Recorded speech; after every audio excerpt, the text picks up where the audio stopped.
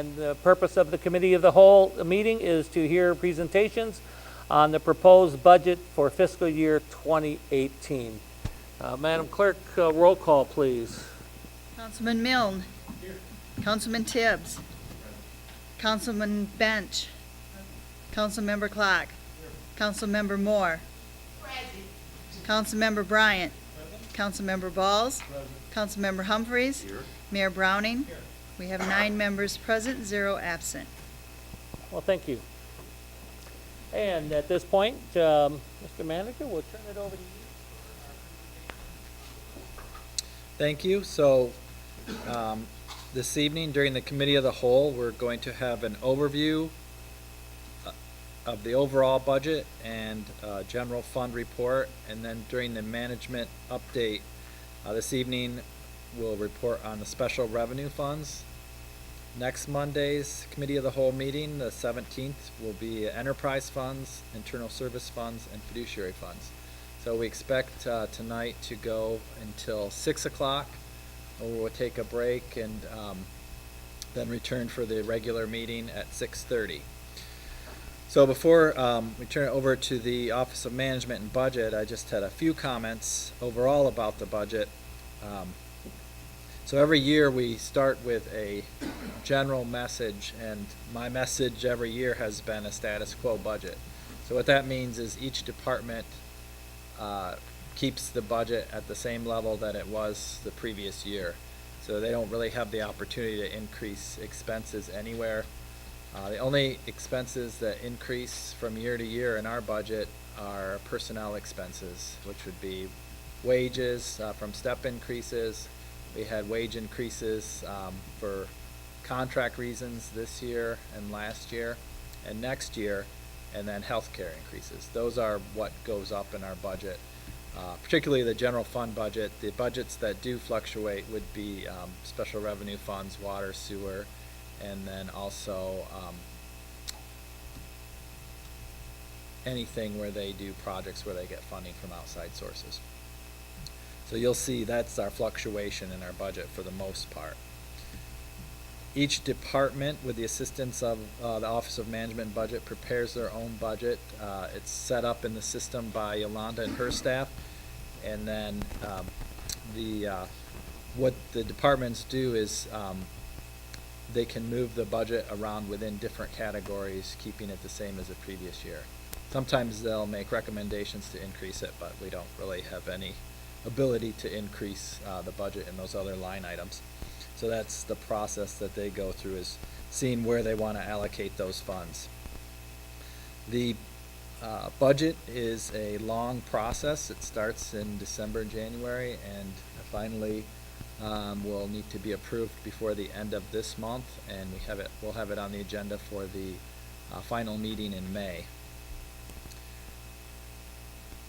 And what the work is done throughout those first months of the calendar year, and it really gets intense when we get closer to the end of April, when it's delivered to council, and Yolanda and her staff work with the department heads to make sure everything balances. I'll say this year the Office of Management Budget changed some of the way they did things, and I think they were a lot more efficient this year than previous years, and Yolanda and her staff didn't have to work the weekend before it was due. So I think that's the first time in probably 8 or 10 years that that's happened. And we do have to make difficult decisions throughout the budget process, and we ask council to make difficult decisions as well. But I think we have developed a fair and equitable budget. And one thing that I always think of, and we ask the departments to think of, is sustainability throughout that process. What can we do to make sure that the services stay level? So we've tried to do that with the budget that you've been delivered, and we'll hear presentations on. And finally, the Office of Management and Budget, I asked them to prepare something that would be easily accessible for citizens and the media and council members to look at the overall budget. So they created, you've all had copies of an infographic version, and we do have it printed out now through a printer. So this will be available in our office and the clerk's office. If people want to take a look at that, I think we have a few here this evening, so I think they did a great job on this. They worked on this in their office and also worked with technical services to put it together. So I think it gives a great general overview of the budget in a manner that almost anyone can follow. So I thank them for putting that together, and I think they did a great job. So with that, I'll ask Ms. Yolanda Jones to begin their presentation.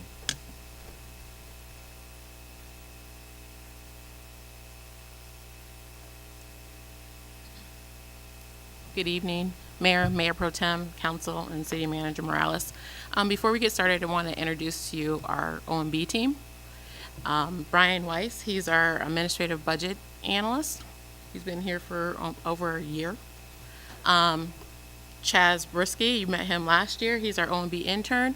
And we have Josh Eichholt. He's our OMB intern.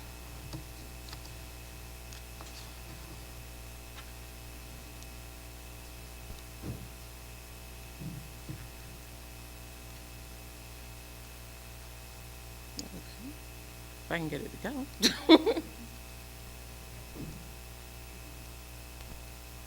Voila. Going in the right direction now. Okay, so as City Manager Morales says, the proposed budget will be available in the City Clerk's office. It's also listed on our front page of our website, the City of Saginaw website. This meeting is the first meeting of 3 that we're looking at. May 15th is a committee of the whole, and then on May 22nd, which is our next council meeting, we'll have a public hearing and look at adoption. If anyone has any questions, I can be contacted at yjones@saginaw-mi.com, or the city manager's office can be reached.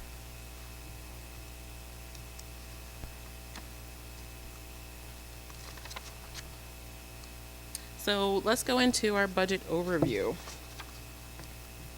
The 2018 budget continues to reflect our commitment to provide quality services with the resources that we have available. The total citywide budget is $117.77 million. This reflects a decrease of $7.3 million. This decrease is due to a reduction in our water operation maintenance funds due to us receiving our water bond proceeds for the Davis Road project in 2017. We also see a reduced cost for retiree health care and a slight decrease in our unfunded pension obligation for Pullman Comb, and for a small decrease for non-sworn. We also see a reduction in capital purchases planned. These decreases will be offset by an increase to our Act 51 monies. We were told earlier the year in January that there would be an increase to the gas and weight funds in the amount of about 7 cents per gallon. In addition, there was increase to our vehicle registration, so that will show the increases in our gas and weight Act 51 monies. We also see a 2% across the board increases in full-time employee salaries as well as part-time. And then we have an increase in some of our fringe benefits, such as short and long-term disability, life insurance, and active health care. And as we continue to present the budget, we'll discuss more details by fund, all the changes that have are from the current budget. The general fund budget for 18 is projected to be $31.75 million, and this represents a decrease of $169,842 from the previous fiscal year. Non-general fund budget accounts for approximately 73.04% of the total citywide budget. And you can see from the pie chart how it's split up, with our general fund equaling 26.96% of the budget, special revenue funds at 17.89%, internal service funds at 6.08%. Our largest fund increase will be recognized in our enterprise fund at 48.83%. And then you can see the fiduciary fund, it will be at 0.24%.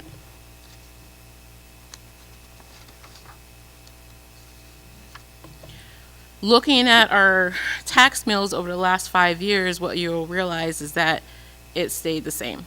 So it's at 14.8830. And then our consumer price index for tax year 2016 is at 0.3% as well.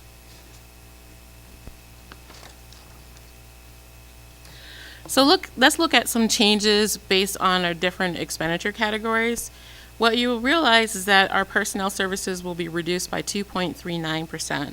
And this reduction is due to reduction in retiree health care and some of the unfunded pension obligations for the police, and slight decrease for our non-sworn. We also see elimination of some positions.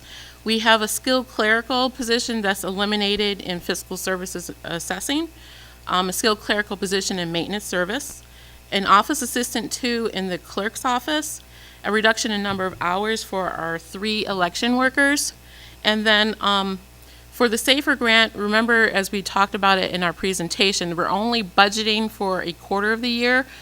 Once we get notification from FEMA what's going to happen with that grant, we will deal with the rest of the year, but they're only budgeted for 1 quarter of the year.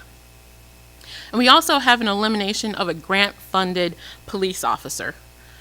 To offset this elimination or reduction in staffing, we will see, again, across the board increases in salaries, an increase in active health care, short-term, long-term disability, life insurance costs, as well as to offset some of the eliminated positions, we're adding 2 office assistant 2s, 1 in fiscal services, and that one will be shared between the Treasury's office in assessing, and 1 in maintenance and service. So the 2 skilled clericals that I talked about us reducing, we're adding full-time positions instead.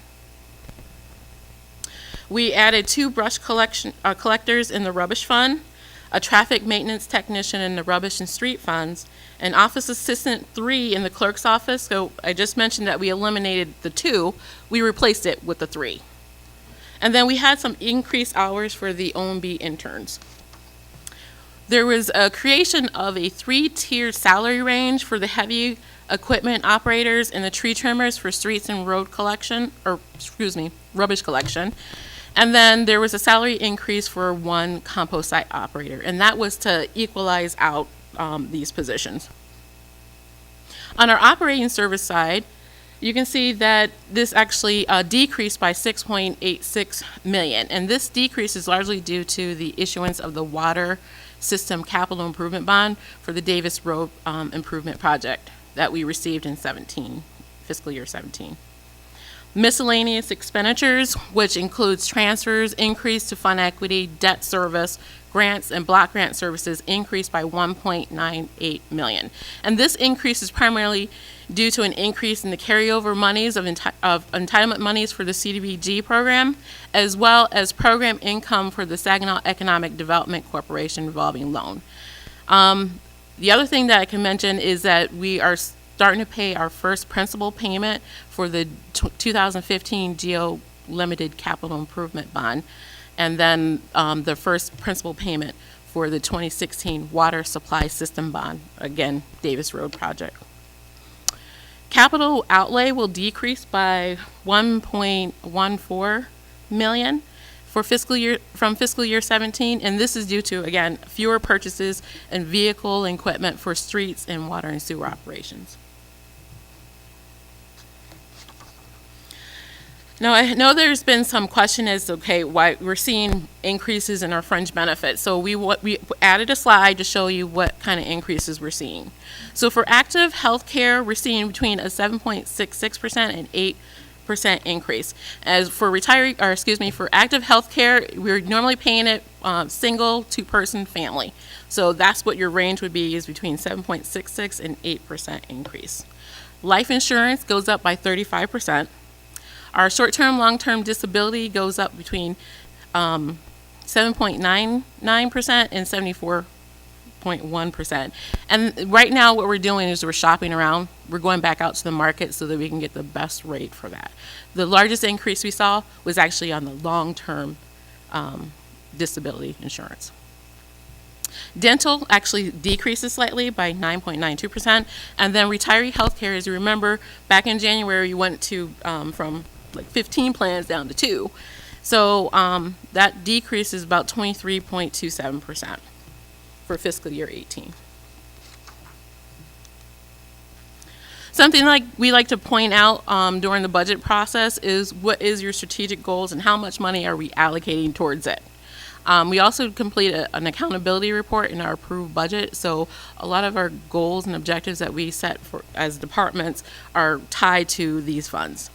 So just to point out, in January, you as City Council, City Administration, and members of the public identified the citywide strategic initiatives for the next 5 years.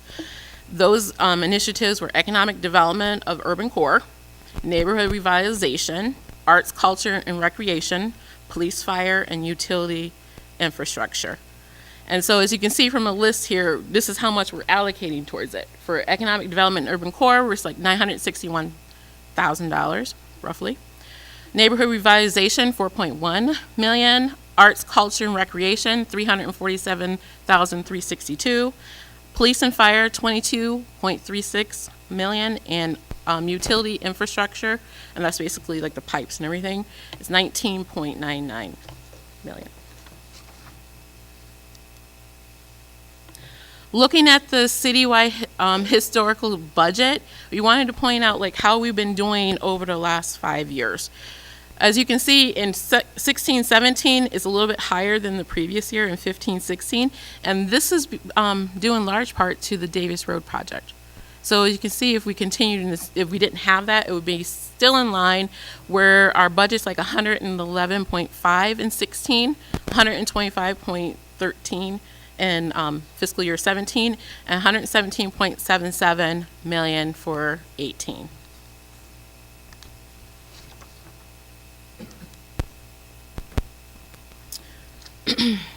Any questions at this point?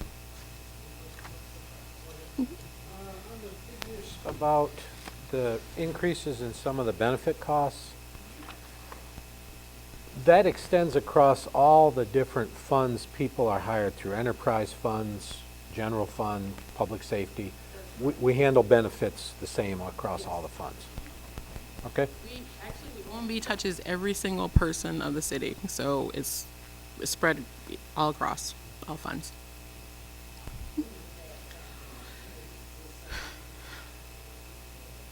Just across the board this time. Well, no, at the end of last fiscal year 16, we settled all our contracts. So the fiscal year 17, although it was already approved, we received a 1% across the board increase. So this would be our second year of increases. Mm-hmm. As far as when we switched over to MERS, is it going down or is it going up? I would say that we are actually, when I look at the non-sworn, we had budgeted 10.2 million for the current year. We're for 18, we're budgeting 10 million. So it was, that's why I said it was a slight decrease. Mm-hmm. Yeah, we're talking about the money. At this point, I do not have an actuarial evaluation. Maybe Dennis.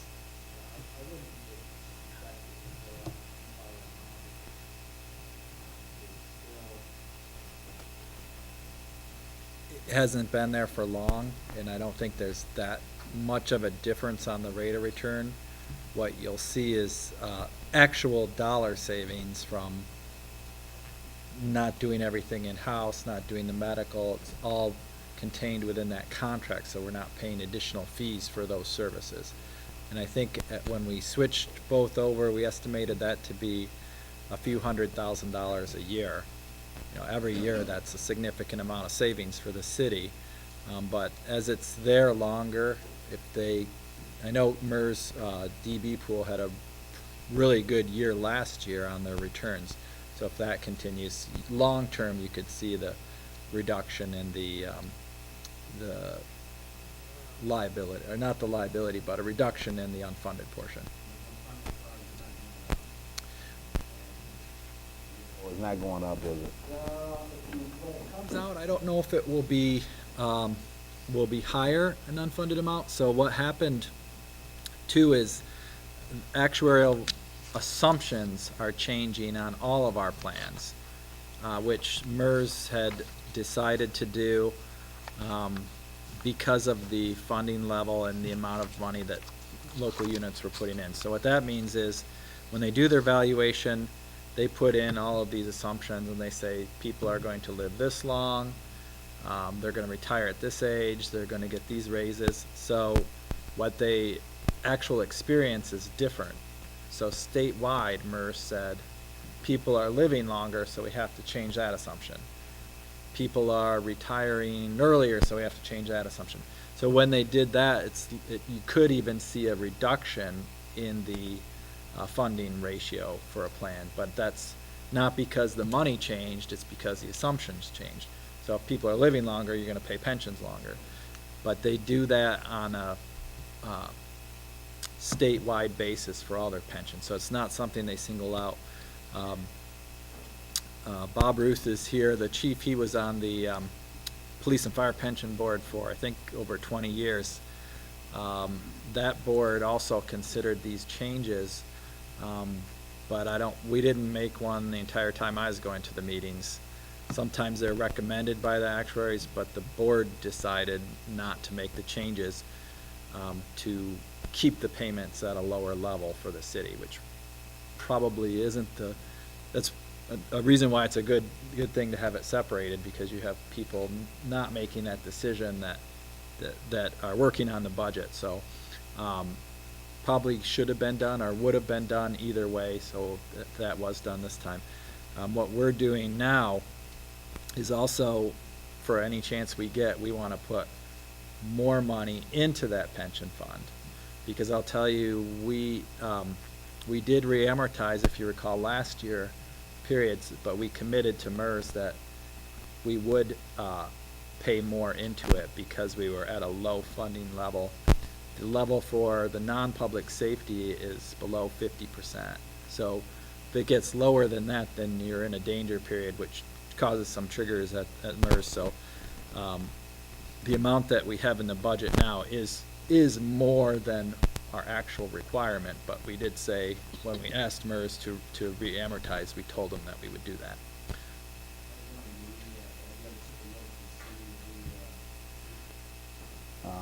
People passing away that retired, and the amount of money that we pay for retirement, and people who don't get retirement, have we figured out how long it'll take before we would get equal, or before we won't owe money to the retirement fund?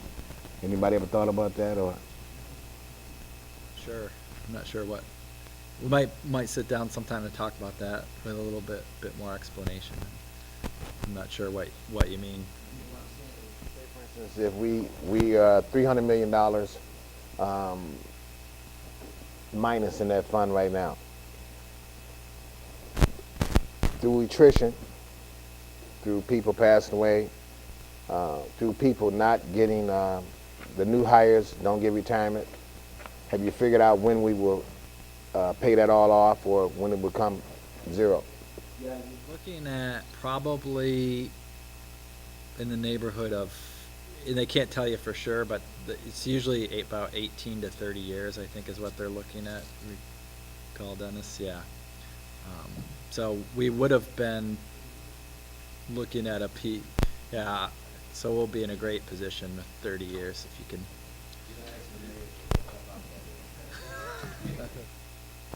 Thank you. I got a quick question. When I first started some 4 years ago, and I asked about that insurance investment, have we drizzled it down now? Are we still, what are we doing with it? The investment is there with that same firm still. It's not in any, no longer in life insurance, but it's an investment pool. So we have base mutual funds and things like that. Yeah. If I'm looking at a expenditure for a particular department, we have line items for the FICA, the healthcare benefits for active, healthcare for retirees, pension, and that lines up as the total fringe benefit line. Where does a life insurance or long-term disability cost show up? Is it, Healthcare. okay, so So right that's underneath part of FICA. active healthcare. Mhm. Same with dental would be Yes, active mhm. healthcare. Okay. Thank you.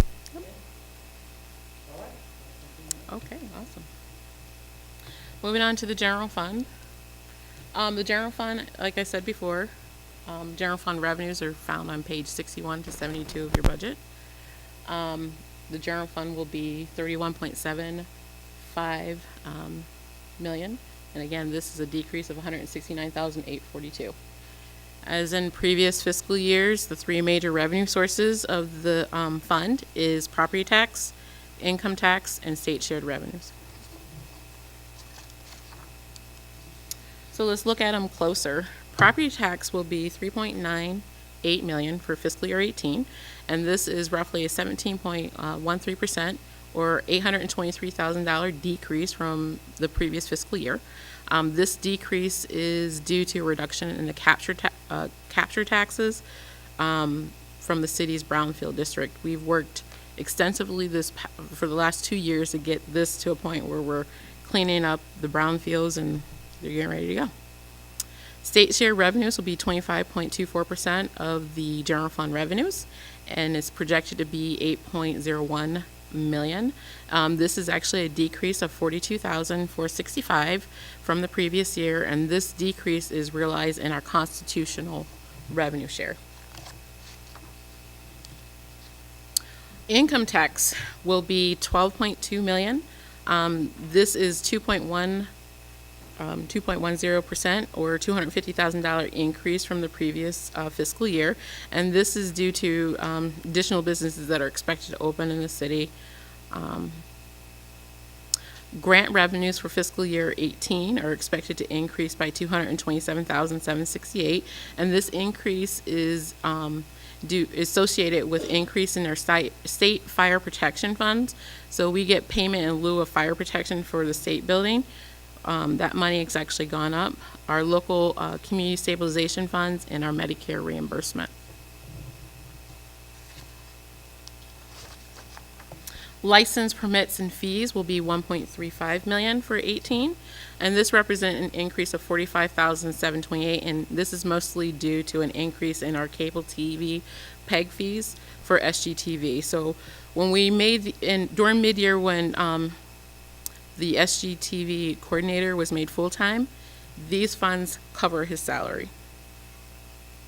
Charge for services will be $906,145, and this is a decrease of $20,000, roughly $20,000. Fines and forfeitures are expected to decrease by $41,000. Revenue. This is associated with revenues for the parking violation fines and parking lot receipts. Those have all decreased. So what we do during the budget time when we're talking about revenues, we true up.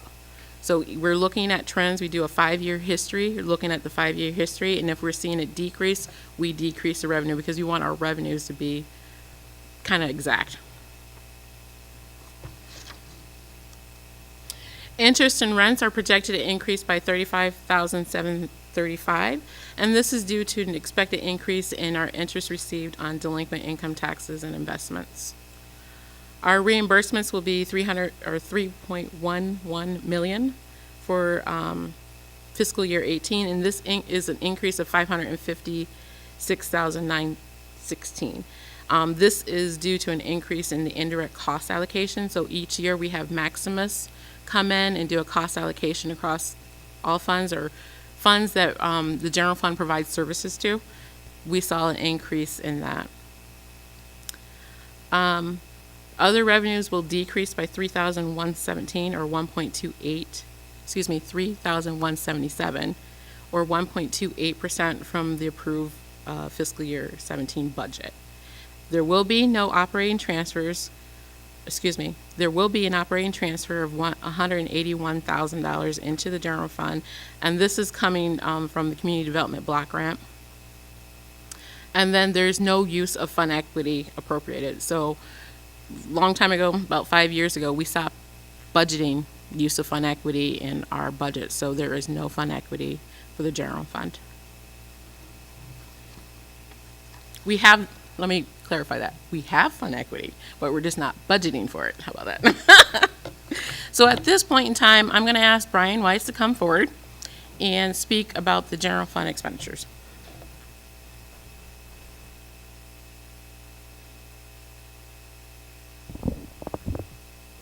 Thank you, Mayor, Mayor Pro Tem, Council Members, City Manager Morales.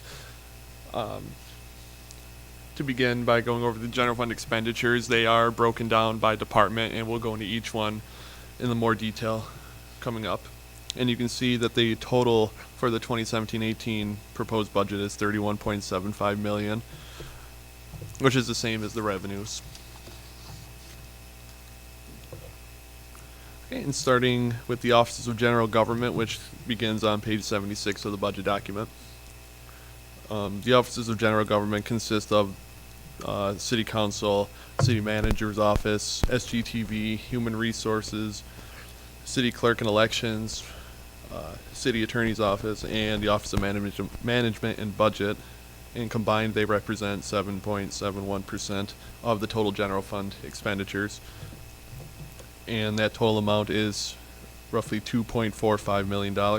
This is an increase of $135,000 from last year. And this increase is due to reclassification of the SGTV coordinator from part-time to full-time position, as was mentioned earlier. And this position is totally funded by PEG fees. There's also an increase in the number of hours allocated for the OMB interns from 10 to 15 hours a week to 20 hours per week. And also in OMB, there is $7,000 that has been included in the budget for our market strategy, and this will allow the city the ability to address one of the components of the RRC certification that we're working on. Next is the Department of Fiscal Services, which begins on page 86. And that represents 9.2% of the total general fund expenditures, or about $2.92 million. This is an increase of $69,000, and that increase is attributable to the contractually obligated salary increases, and also the reclassification of a part-time skilled clerical position to a full-time office assistant 2 position, and increased information management costs in all the divisions.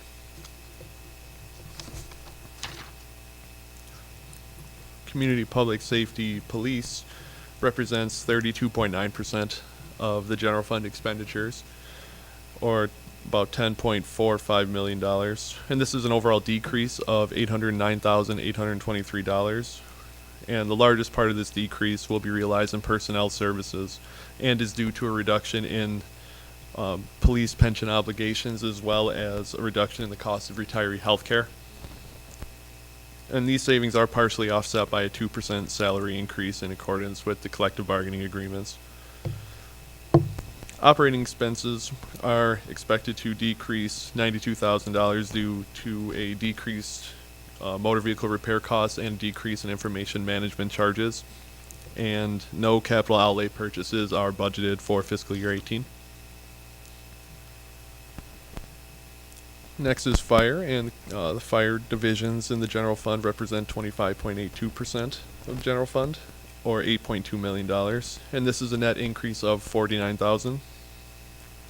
Personnel services will realize a decrease of $17,500, and this is largely due to a reduction in the retiree health care. And this reduction will be offset by the inclusion of $94,120 of unemployment funds for the 13 fire personnel from the SAFER grant. Operating services will increase by $67,000 due to increased utility costs, general repairs, operating services, and supply costs. And there are no capital outlay purchases budgeted for this department. However, this department will continue to pay the installment payments for the recently acquired fire truck.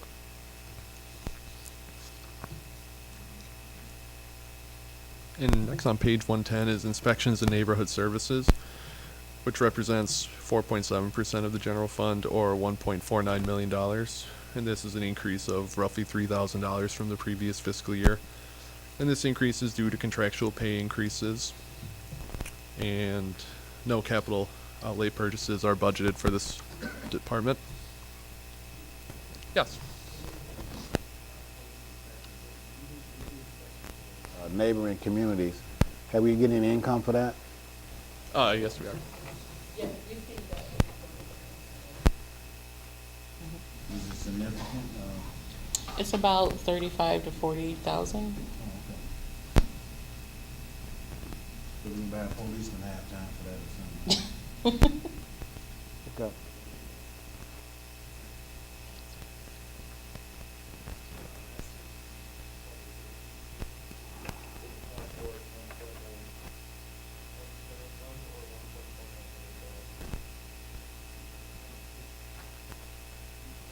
For $7 million, sorry about that. And this is a net increase of $167,000.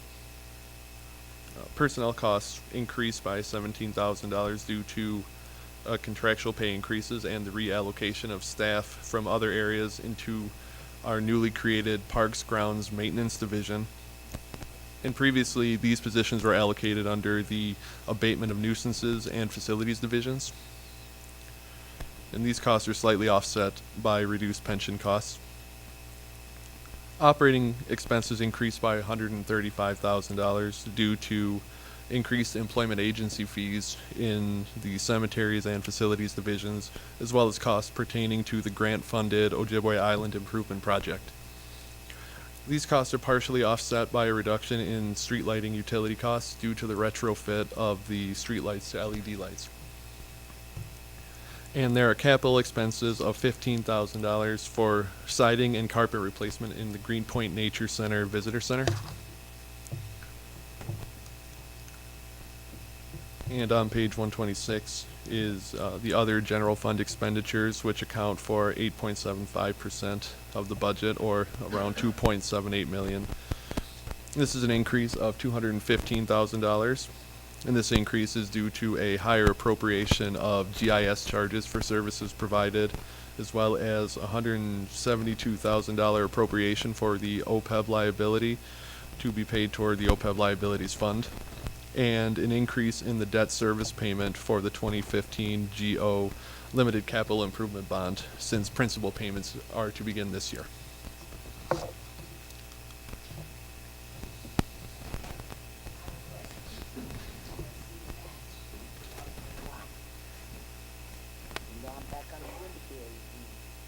The money went up on the cemetery, the money that we can't touch. Have we looked at it? Have we looked at trying to get some of that money to fix our cemeteries up? Yeah, we have revenue from when we changed the fund, so, Phil Carwatt is planning on some projects, particularly Brady Hill, and then we still are putting in applications for grants to do the projects that we presented on a while ago, the upgrades of the, for transforming the entry house into a chapel, new fencing or new entryways at Brady Hill. So we do have some revenue from changing those investments and interest income, and also I think we're pretty close to getting the applications done for a few of the grant funding cycles.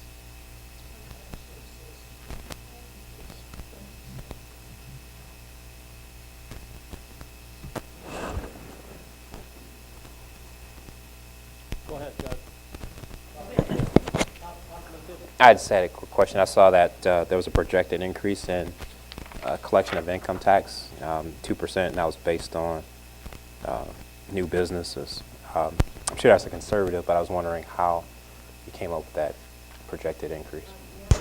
Our information from our income tax administrator. What I can do is I can get that information and forward it to all of council. So, okay, we're going to continue. Next, we're going to talk about our special revenue funds. And a special revenue fund, again, accounts for proceeds from specific revenues sources that are legally restricted for expenditures for a specific purpose. So as I mentioned previously, special revenue funds will be 21.07 million for fiscal year 18, and this represents $71,231 decrease from the previous fiscal year. Again, special revenue funds represent 17.89% of the total citywide budget. Our major local street funds found on page 127 through 152 will be 7.67 million for fiscal year 18. Major street itself will be 6.23 million, and this is an overall decrease of 114,232. And our local streets will be 1.43 million, and this is a decrease of 398,299. These decreases are, yeah. Are in the streets and Act 51, yep. yeah, so yet we're reducing in the budget. Yep. So why? A decrease of use of fund equity. So last year we used a lot of fund equity to balance out the street funds. We're not using that this year. We have an increase to the gas and weight monies, but we're not using as much fund equity as we did in the previous year. That's why the decrease.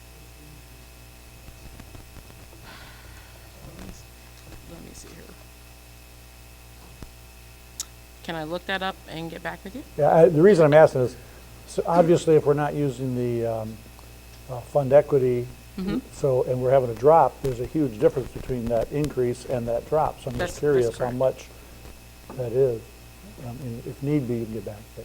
Yep, we'll get that answer for you. We have it in our material. We'll just let you know. But that's the reason why it was a decrease. We talked about like increase in our Act 51 monies. That is true. That's correct, and it's based on the law that passed back in January. But what we're not using is a lot of fund equity to balance out these funds. Okay, thank you.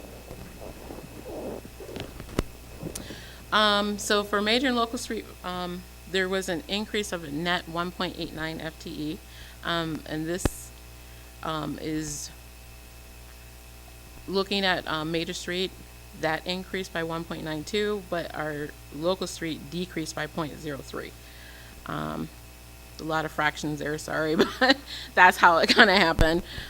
So in the major street fund, we had an addition of 0.5 FTE for our traffic maintenance tech, the new one that was added, and 0.6 FTE for 2 new brush collectors. There was also a reallocation of heavy equipment operator, resulting in an increase of 0.6 FTE. There was a reallocation of a compost site operator for a 0.55 FTE increase, and there was a slight decrease to the assistant city engineer and tree trimmers, which were moved to other funds. For local street, we see a 0.03 decrease of the assistant city engineer. So that's why you see a change. And a lot of this information you can find on the specific pages under the personnel summary. We kind of get more detail there for you.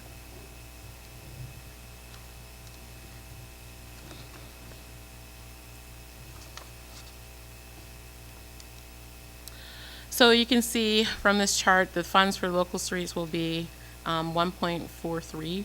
So over the years, you can see it going up and then it goes down a little bit for major and local streets.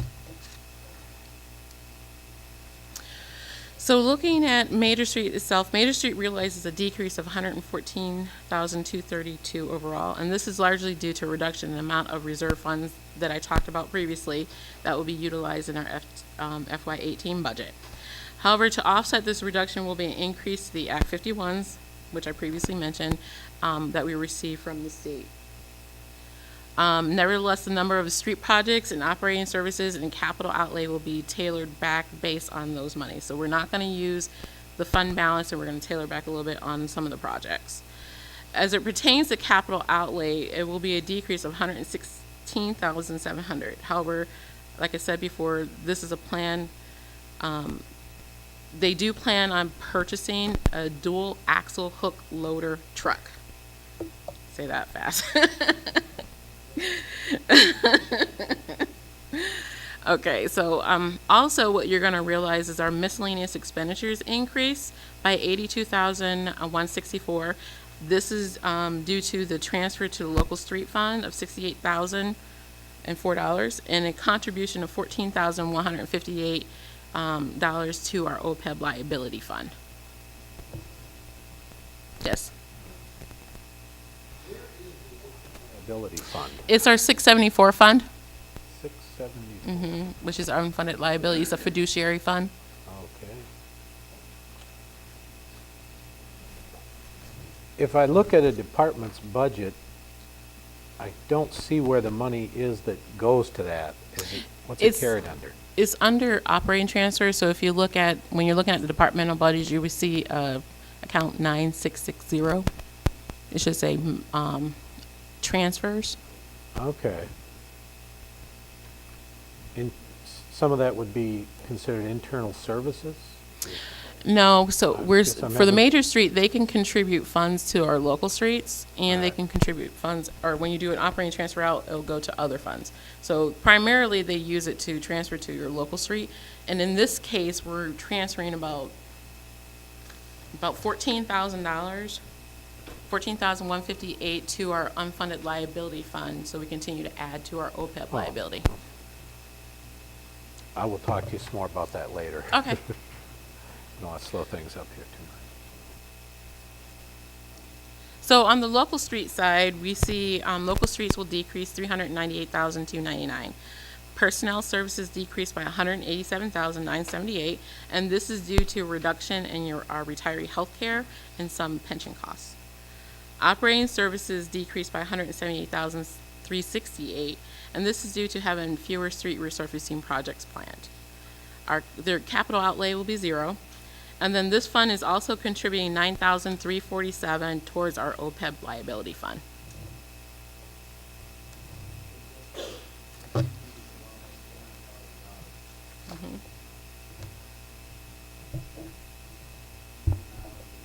Get fixed for that.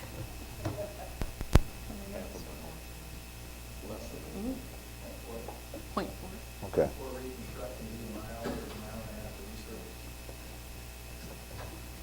I'm just saying, if the question comes to the city council from people that elected us, they're gonna know, saying you're getting a decrease in the streets, and we can tell them exactly how much they're not going to be getting. So we said less than a mile of roads will be repaired less than last year. Okay. Also, to answer your question, how much more money did we get for Act 51? We got it. $473,263.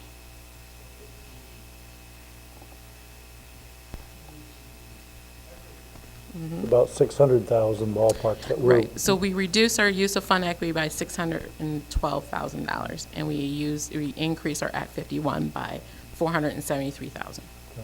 So at least we're getting something back from the state to Yes. make up some of that fund equity loss. And as Phil would tell you, and I think he has before told me, we're expected to increase each year with our Act 51 monies. Never enough. Sure. Come on up. And we talked about that, I think, and in a prior meeting, I presented some material on that proposed increase, but I think by year 2020, between major and local street, we're supposed to be getting like 2.1 to 2.5 additional $1 million. And then, as you've seen in prior presentations, a lot of our projects are based on the funding we get from the federal government through their legislation, that 5-year bill. So some years you might see a high dollar spend. Some years, like right now, is going to be a higher dollar because we're getting a substantial portion of that federal monies that we share with the county. But next year, the county's going to be getting it all, so you might see a little bit less. So it's tough to keep it at just an even tier. It kind of is going to come and go. But hopefully, with the additional money coming, you'll continue to see more road projects going on. And then Beth presented, like we're doing Brockway this year. Williamson's closed right now. Vats and Jefferson portions. And then now we're doing a lot more also with our streets crews too, where we weren't able to do that with some of this additional money. So I just wanted to share that. And we're trying to build up a fund balance that we haven't been able to have. So.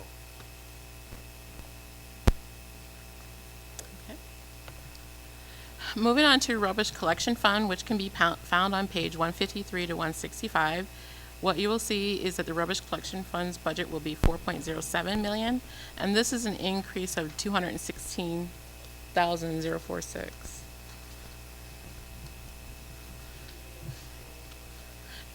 Actually, no. Trash actually stays the same. Personnel services will increase $73,005 from fiscal year 17, and this increase is due to our 2% contractual across-the-board increases, as well as the addition of 2 new brush collectors, which is partially offset by the reallocation of the compost site operators to other fund, or streets. Operating services will increase $55,321, and this is due to an increase in our MMWA, Michigan Waste Authority rates. No monies were budgeted for capital for fiscal year 18.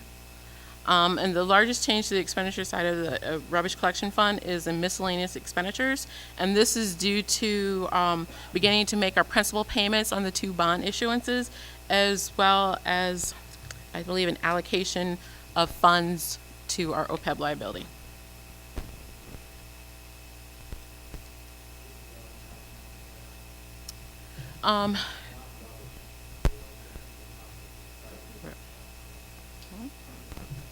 Right, that's still waste management.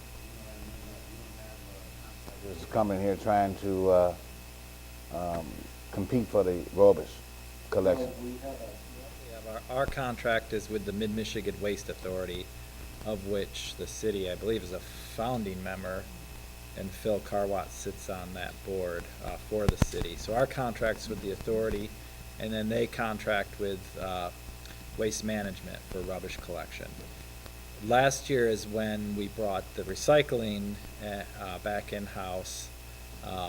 If we had not done that, that number that Yolanda just presented would probably be $400,000 to $500,000 more than what it is, because the recycling portion of the bid was significantly higher. So that savings is why we decided to bring it back in-house. You're welcome.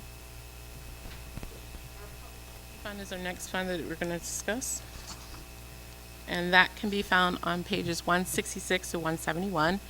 The resource allocation for the public safety millage will be 3.06 million for this for 18, and this is a 1.47% increase.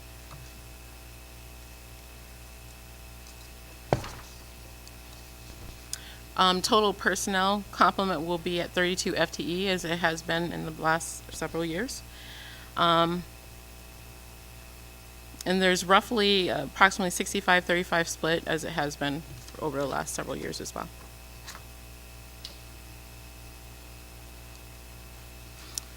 Our public safety grant funds are next. Starting off with police training will stay the same as in fiscal year 17.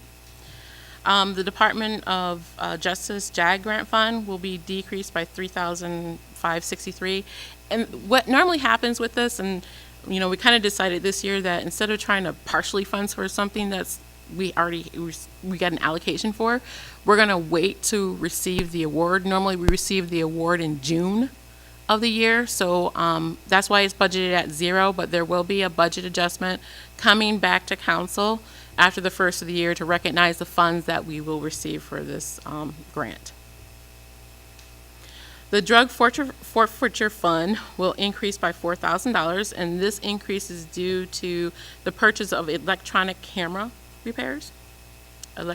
and camera repairs. Saginaw taps will increase by $20,347 from the previous year, and this is due to we will continue to receive the monies from our county health department to cover the cost of 1 FTE, 1 police officer, and we also are allocating funds to cover the operating expenses of this program. The ALERV grant, we received the ALERV grant in November of 2015 to enhance law enforcement response to victims of crime. The grant's budget included $40,858 to cover overtime costs. Remember that police officer we talked about eliminating? Well, it was eliminated from this grant. I say last year, we approved the Victims Advocate Coordinator, and they kind of replaced this police officer. So that's what's in this budget. And so the $59,142 in the operating side is to cover the cost of agreement with the CAN Council to provide consulting services. So that would be your Victims Advocate Coordinator. The Homeland Security Safer Grant, this will be $368,933 for fiscal year 18. And again, this represents the completion of the grant as of September 30th of 2017. The city has applied for the next round of the Safer Grant and is expecting to hear back from FEMA after June 1st. However, we had to build a budget based on having these 13 individuals in the budget until September 30th.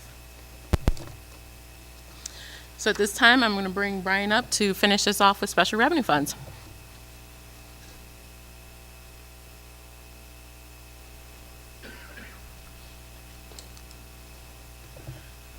Okay, moving on will be the Anderson Enrichment Center and Saginaw Arts Enrichment Commission, and that begins on page 197 of the document. And the Anderson Enrichment Center is projected to be $83,255 for fiscal year 18. The city filed a deficit elimination plan with the state in fiscal year 2017, and the 2018 budget is in line with that plan. And the Saginaw Arts and Enrichment Commission 2018 budget is $197,750, and that's an increase of $4,450. Next is the TIFA's, LDFA's, DDA's, and Brownfield Authority. And the Commerce Center DDA fund will be closed in fiscal year 2018 and therefore has a budget of 0. The Downtown Development Authority fund decreases substantially due to the completion of the $1 million DEQ grant for the farmers market in fiscal year 2017, as well as a reduction in the CDBG allocation. The Brownfield Authority fund decreases by $9,252 due to a decrease in real property tax values within these districts. And the DDA 2011 revenues will be $144,392, and this is due to the adoption of a 2 mil levy for properties in this district, and these funds will be reinvested back into the district. Next is the TARP Hardest Hit Grant, and the total grant allocation for this program was $11.2 million. However, grant funds are expected to be completely used up prior to fiscal year 2018, so revenues are expected to be 0 for this year.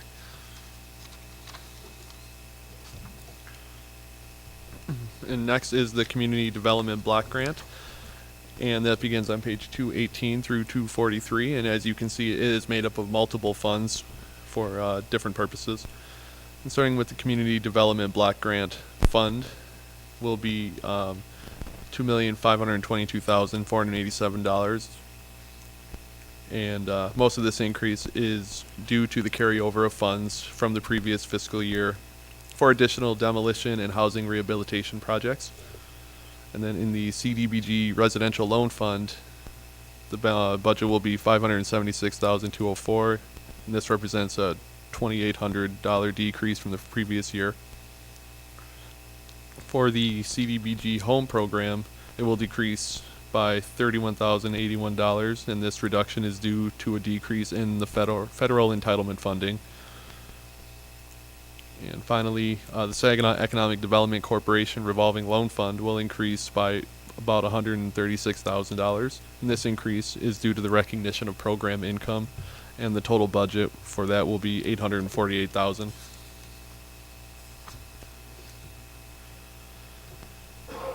The Capital Project Fund accounts for financial resources that are used for long-term investment projects requiring large sums to acquire, develop, improve, or maintain capital assets. And revenue is received through transfers from the General Fund and the Rubbish Collection Fund. And this year's total is $459,516. And this is to pay the principal and interest payments on the GO Limited Capital Improvement Bond from 2015.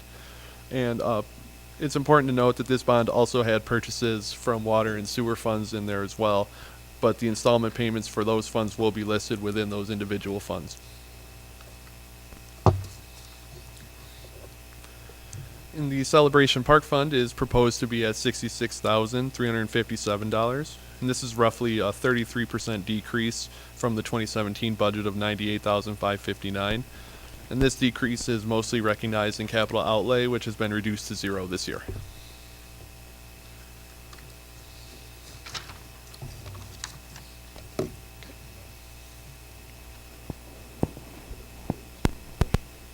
Question? Go ahead, Councilman Tips. I had a question about the Anderson Enrichment Center. I believe over the last couple of budgets, it was operating in the red there. And I heard that it was described that there was some type of plan and it was within that plan. Does So that- I'm sorry, the deficit elimination plan addresses us being in a deficit in that fund. So that's why when we were reviewing the Anderson Center, we talked about our deficit elimination plan. We have to abide by what we provide to the state. So we set the budget to add to our fund reserve so we can start paying that deficit down. Okay, so, I mean, is the Anderson Enrichment Center, is it starting to, I guess, not operate in a deficit, or is it still about doing the same? I would say that it's starting to do okay. They're starting to address some of the issues that had caused it to go into a deficit, but we still have to be on board with what plan we provided to the state. There are a number of factors in the plan. Council approved that plan, I think in either the fall, last fall. So you have, if you have a deficit in any program, you have to file a deficit elimination plan to the state treasury, approved by the board. So we can get you that plan from one of the previous meetings, so you can reference it back. But there are a number of factors in there, and it relates to internal service charges that we have and fees, and they have plans for different marketing. So there's a number of items that go into that, and I think the biggest part is probably reduction in our internal service fees that we're charging the enrichment center, but then that means that it has an impact on other funds such as the technical services fund, fiscal services, or the cost allocation plan. So basically then we're not charging back for accounting, payroll, computers, those kind of things, to reduce the cost to the center. Concern was that, I mean, clearly Anderson Richmond Center is something that I guess the city presents it as one of its jewels, and it appears that it was having some issues there as far as operating in a profit or taking care of itself, and I was just concerned that we could be on the way of possibly losing it if it wasn't maintaining itself, I guess. At some point you get with these kind of facilities, you could get to a point where you say, does the city council desire to have this enough that you want to subsidize it with general fund money? That just becomes a decision that you have to make. So Mayor, if I'd recommend, so that we could have a break before the meeting. This is the entire presentation, so we won't have to have that during the management update, but we could come back to questions during the management update. Yolanda and her staff will still be here for that portion of the meeting. And this adjourns our committee of the whole.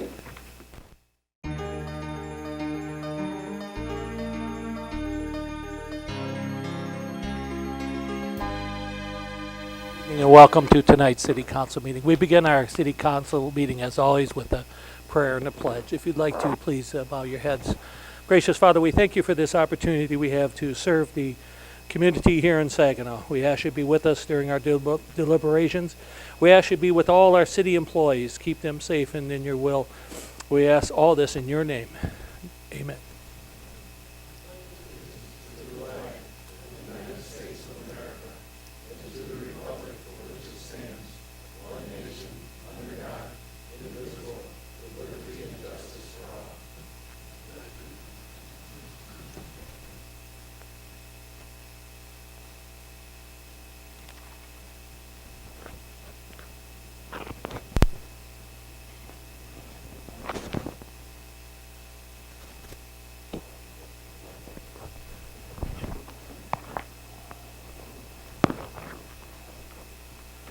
Madam Clerk, roll call. Councilmember Millen. Councilmember Tibbs. Councilmember Bench. Mayor Pro Tem Clark. Councilmember Moore. Councilmember Bryant. Councilmember Balls. Councilmember Humphreys. Mayor Browning. We have 9 members present and 0 absent. Thank you. I'd like to remind the audience that during our council meeting, please refrain from speaking too much that would interfere with the council meeting. Also, this is an excellent time for people in the pub or into the audience. And council members, please, let's turn off our cell phones and devices. Just a reminder so that you don't have them going off during the council meeting. We appreciate that.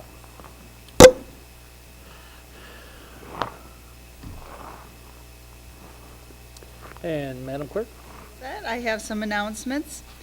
The city's waste convenience station is open to city residents the second Saturday of the month from 10 o'clock a.m. to 2 o'clock p.m.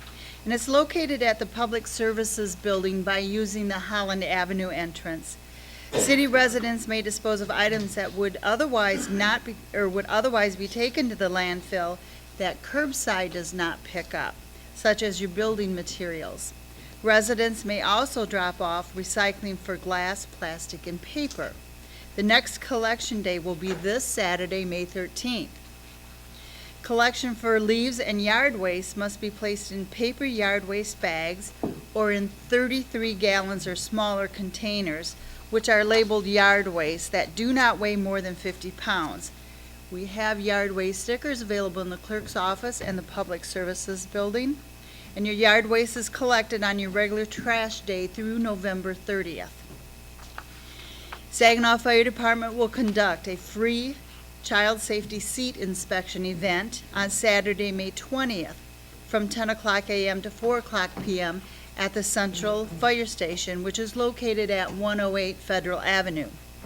The free event includes a car seat check by a certified technician and tours of the fire station, fire trucks, and equipment. For further information, please call 759-1393. And a reminder that next Monday, May 15th, the City Council will conduct a Committee of the Whole meeting to continue budget presentations for fiscal year 2018. The Committee of the Whole meeting will begin at 5 o'clock p.m. And Mayor, we have presentations this evening. Our first one is to WTA Architects for 70 years of business in Saginaw.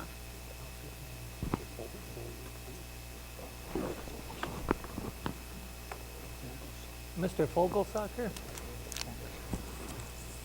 I know I didn't pronounce that right, so please. Thank you. Thank you. President of WTA Architects. It's a great pleasure that I have this opportunity myself to read this, although we did do this presentation at your special event, and Mayor Pro Tem filled in and appreciate that. Proclamation, whereas WTA Architects is a Michigan corporation founded in Saginaw in 1947. The firm has been continually located in the city of Saginaw for 70 years. And whereas WTA Architects provides expertise in the design of new facilities and a vast experience with additions, renovations, upgrades of existing buildings. The projects of the firm have been diversified in the size and type and include the following types of architecture: education, religious, commercial, healthcare, government, historical preservation, housing, libraries, recreation, and they offer substantial design and green architecture by LEED accredited professionals. And whereas WTA Architects is known and recognized for their historic preservation efforts, with their preservation specialists working throughout the state on a variety of projects. Their most notable historic project was the restoration of the Michigan State Capitol House chambers, the rotunda, and the upper corridors, which received an American Institute of Architects National Design Award in 1999. And whereas WTA Architects has been honored by local, state, and national organizations with a variety of awards recognizing their many design capabilities. In 2016, the American Institute of Architects Michigan honored WTA Architects as the 2016 AIA Michigan Firm of the Year, honoring the firm's depth, breadth, and quality of work. And whereas since 1947, WTA Architects continues their legacy of great client relationships and exceptional design and architecture. For 70 years, WTA Architects has worked to build a beautiful Saginaw, offering the highest levels of professional services and creating architectural structures that provide functional use and performance. Now, therefore, it be resolved that I, Dennis D. Browning, Mayor of the City of Saginaw, on behalf of my fellow council members, do hereby congratulate and commend WTA Architects for 70 years of serving the Saginaw community. Further, I urge all citizens of Saginaw to recognize, honor, and celebrate the outstanding commitment, achievements, and contributions that WTA Architects have made to the city of Saginaw. In witness thereof, I have here unto set my hand and cause the seal of the city of Saginaw to be affixed this 3rd day of May in the year of our Lord 2017. Signed, Dennis D. Browning as mayor. Council members Floyd Clark as mayor pro tem. Michael D. Balls, Annie Bench, Clint Bryant, John Humphreys, John Mill, Brenda F. Moore, and Damon L. Tips, and our city manager, Timothy Morales. Congratulations. Would you step forward to receive this? Both of you, come.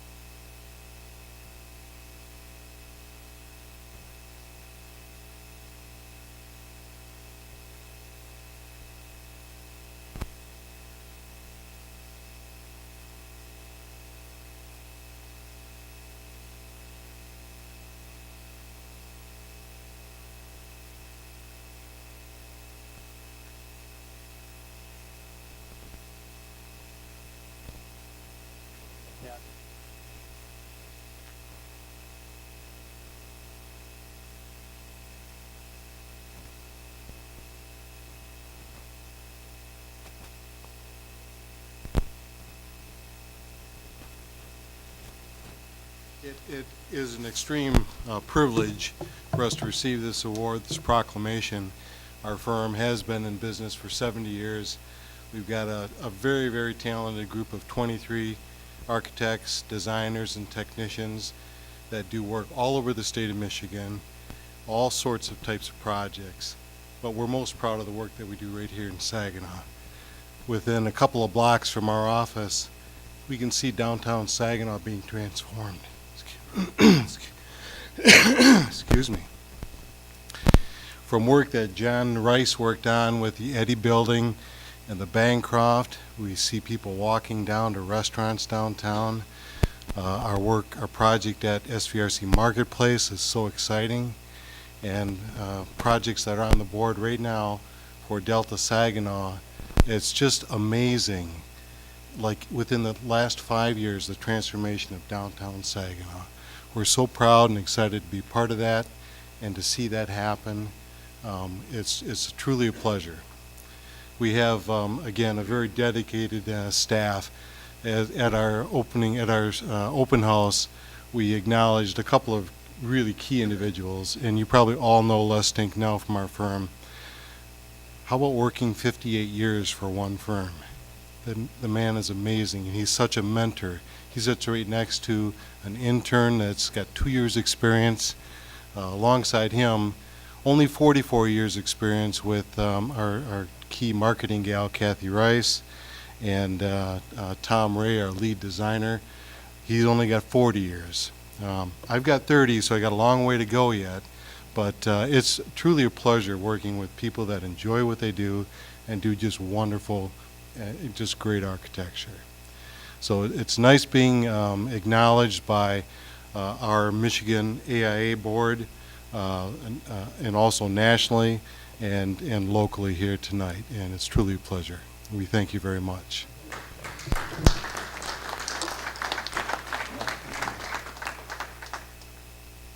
Mayor, our second proclamation is designated May 11th, 2017 as Police Memorial Day.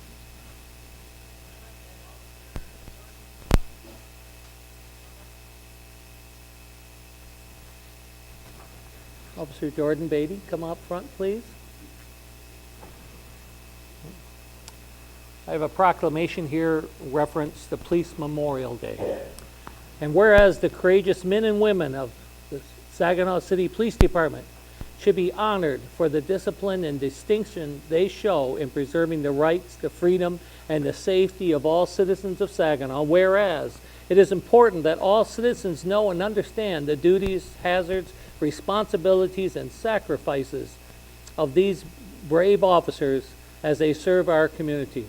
And whereas it is difficult to completely show our true appreciation for the service the men and the women provide for the community, these brave officers often put their lives on the line to protect our citizens, sometimes making the ultimate sacrifice. And whereas the President of the United States and Congress has designated May 15th through the 21st, 2017 as National Police Week to salute the men and women who do the difficult, dangerous, and often thankless work of safeguarding our communities. During this time, we celebrate those who protect and serve us every minute of every day.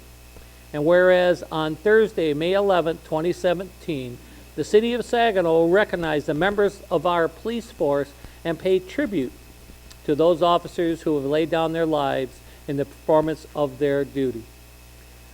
On this day, we will honor law enforcement officers, both past and present, who, by their faithful and loyal devotion to their responsibilities, have rendered a dedicated service to the residents of the City of Saginaw. Now, therefore, be it resolved that I, Dennis D. Browning, on behalf of my fellow council members, do hereby proclaim May 11, 2017 as Police Memorial Day in the City of Saginaw, and urge all citizens to observe this day in honor of those law enforcement officers who, through their courageous deeds, have made the ultimate sacrifice to their community or have become disabled in the performance of duty. I further encourage schools and businesses, religious institutions, service organizations, and the community as a whole to recognize and pay respect to the survivors of our fallen heroes. In witness here whereof, I hereunto set my hand and cause the seal of the City of Saginaw to be affixed this 8th day of May in the year of our Lord 2017. Signed, Dennis D. Browning, Mayor. Council members: Floyd Clark as Mayor Pro Tem, Michael D. Balls, Annie Bench, Clint Bryant, John Humphreys, John Milne, Brenda F. Moore, Damon L. Tibbs, and our City Manager, Timothy Morales. Congratulations on the Police Memorial Day coming up. You want to step forward and receive this for me?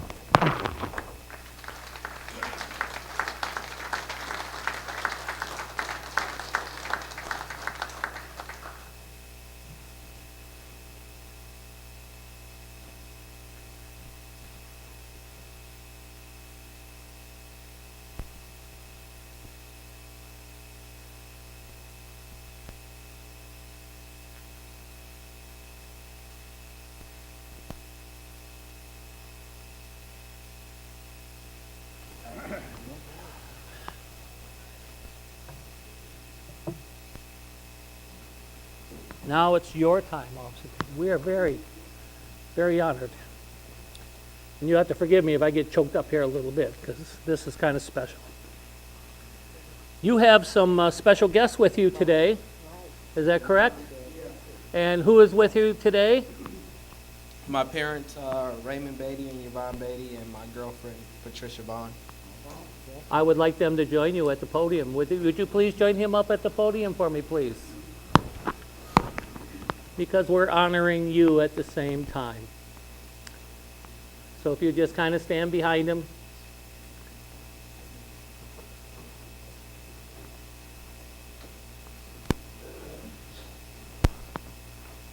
Thank you. Very nice. City of Saginaw Proclamation. Whereas law enforcement officers of the city of Saginaw carry a tremendous responsibility to protect our citizens. They fulfill their responsibility diligently and with courage and commitment, often placing themselves in harm's way. And whereas each year one exemplary individual from the Saginaw Police Department is honored for the courage, discipline, and distinction they show in preserving the rights, freedom, and safety of the citizens of Saginaw. And whereas Officer Jordan Beatty has earned the honor of 2017 Police Officer of the Year for his thorough and proactive approach to policing and investigations. Officer Beatty is known for going the extra mile to ensure the innocent are protected and the city of Saginaw is safe for our citizens.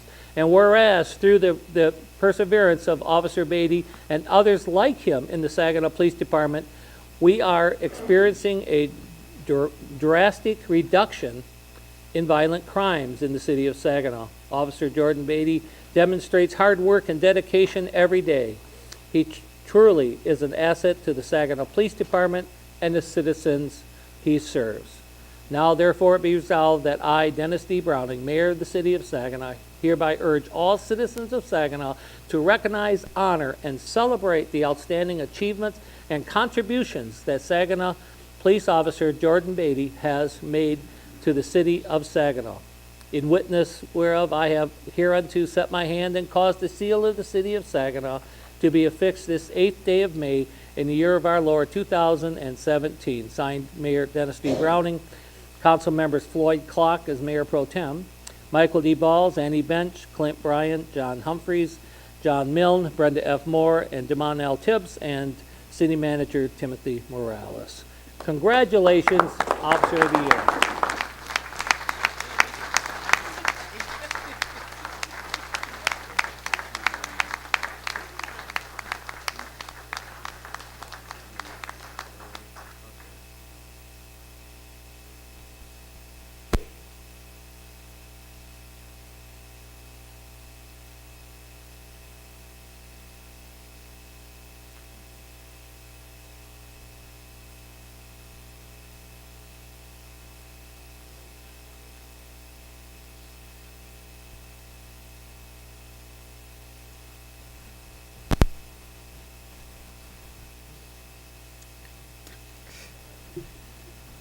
Well, good evening, and I just want to thank you all for allowing me to serve the city. It is an absolute honor to be a police officer. Not too often do you hear that a person actually really loves their job. I love coming into work every morning. I love going up to the schools and seeing the kids. That's just me. I guess it's, what my parents instilled in me, everybody is equal, and I just genuinely love people, so I just thank you all for allowing me. I just pray that you all will pray for me and that I continue to have the will and the mind to continue to go on. Thank you. Born and raised right here in the city of Saginaw, one of our finest. Well, Close enough. Close enough. We're close enough for it. I guess I'll make the clarifications. I was born in Framingham, Massachusetts, but my family moved there shortly after, and I've been a city resident for over 20 years. Morley Elementary, South Middle School, and Saginaw High in 2008. There you go. That's what we're looking for. Thank you. Wasn't born. It wasn't born. That's okay. I'll take it. Mayor, we are now at personal appearances. And before we get to personal appearances, I understand the chief has 5 more just like him we're going to swear in. 5 more just like him. That's good. All right, personal appearances. Before we start personal appearances tonight, we welcome your thoughts and your input. If you come to the podium, please introduce yourself and state your home address. To be helpful, let us know if you're speaking solely or on behalf of a group. All speakers will have a 3-minute limit, which is timed by the clerk, so be sure to cover your main points. Hearing from the citizens we respect is very important to us. We ask that you speak slowly and clearly so we won't miss what you have to say. Finally, since you are speaking as a representative of our citizens, we ask you to be courteous and respectful to the members of the public present, to the citizens watching SGTV, and to the council so we can give serious consideration to your concerns.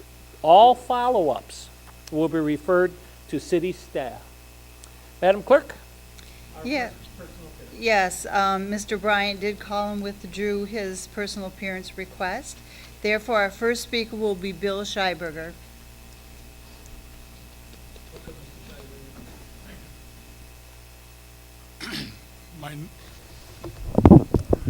My name is Bill Scheiberger, and I live at 1137 Howard Street in the city of Saginaw. I wanted to speak about the fire. Before I get started on the fire department, I just wanted to commend Officer Beatty and congratulate him because he's also our community police officer for the Cathedral District. So I hope he can stay there.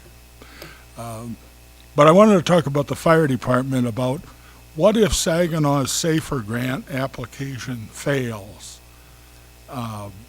You know, Congress is up and down. They're proposing to cut out Meals on Wheels that affects millions of older people.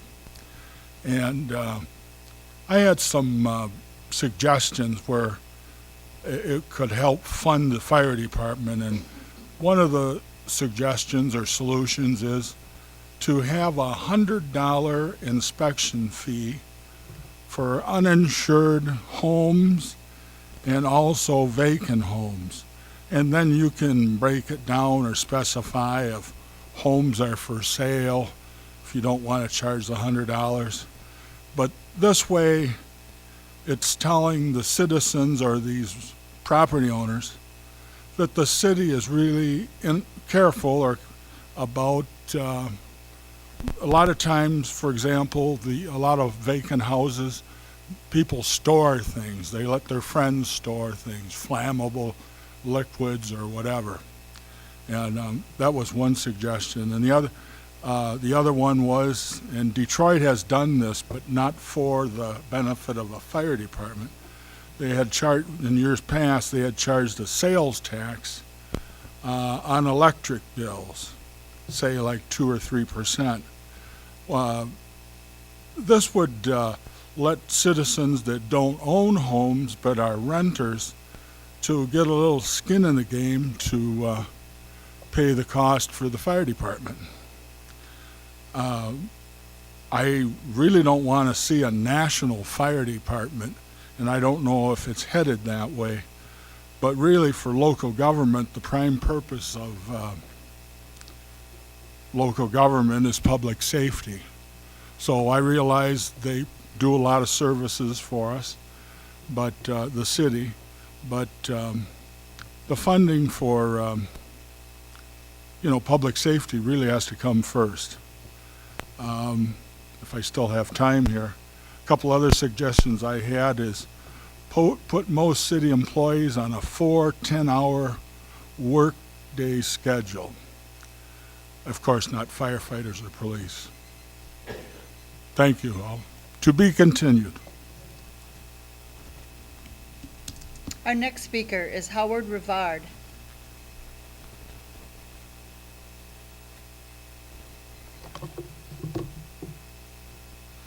First off, I'm Howard Rivard. I'm a member of the International Brotherhood of Electrical Workers. Our address is 7303 Gratiot Road, Saginaw, Michigan. First, I'd say congratulations to Officer Beatty.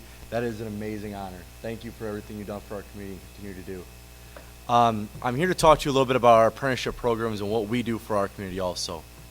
What we are is a international union, and we have a local sector right here, Local 557.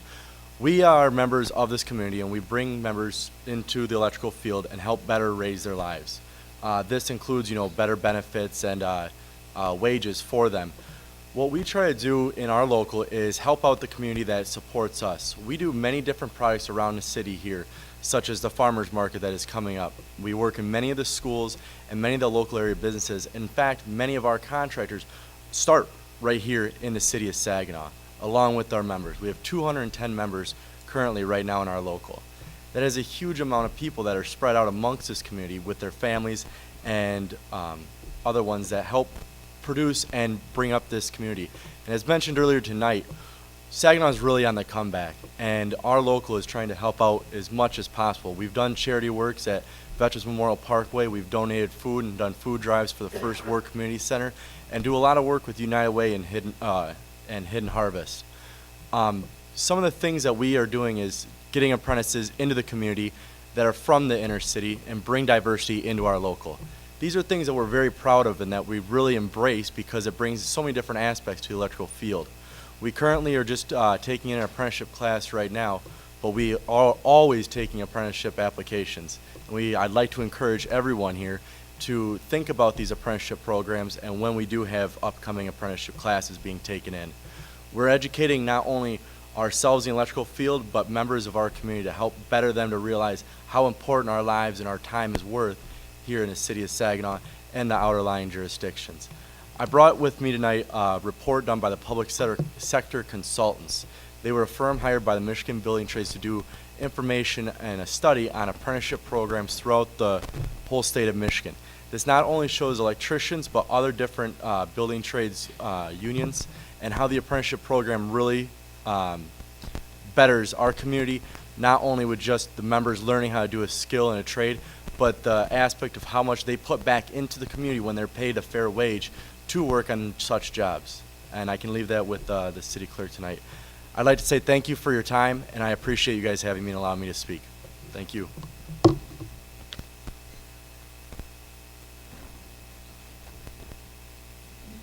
Our final speaker this evening is Dan Sosa.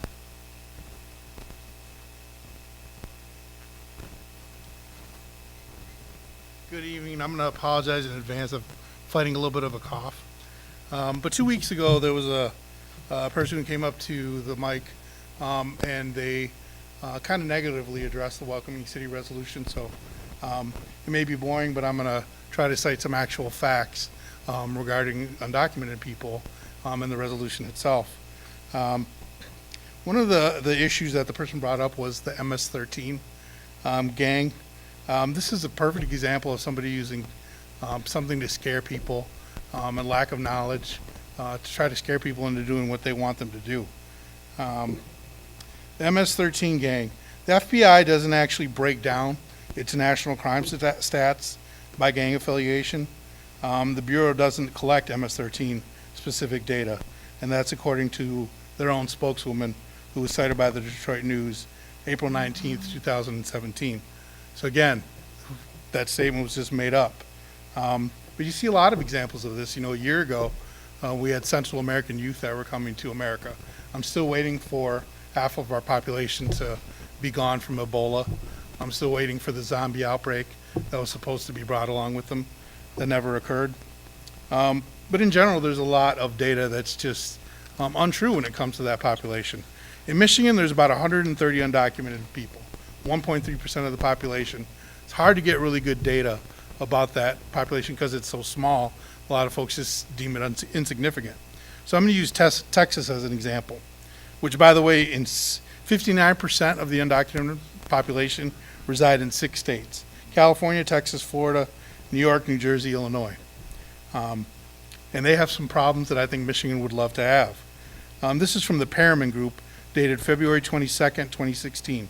They're an economic and financial analysis firm that do most of their work in Texas.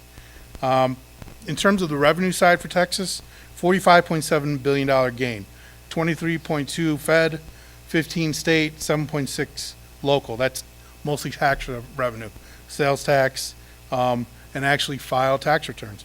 The expense side, $12.8 billion, which is $3 billion Fed, $3.1 billion state, 6.7 local, for a net benefit of $32.9 billion.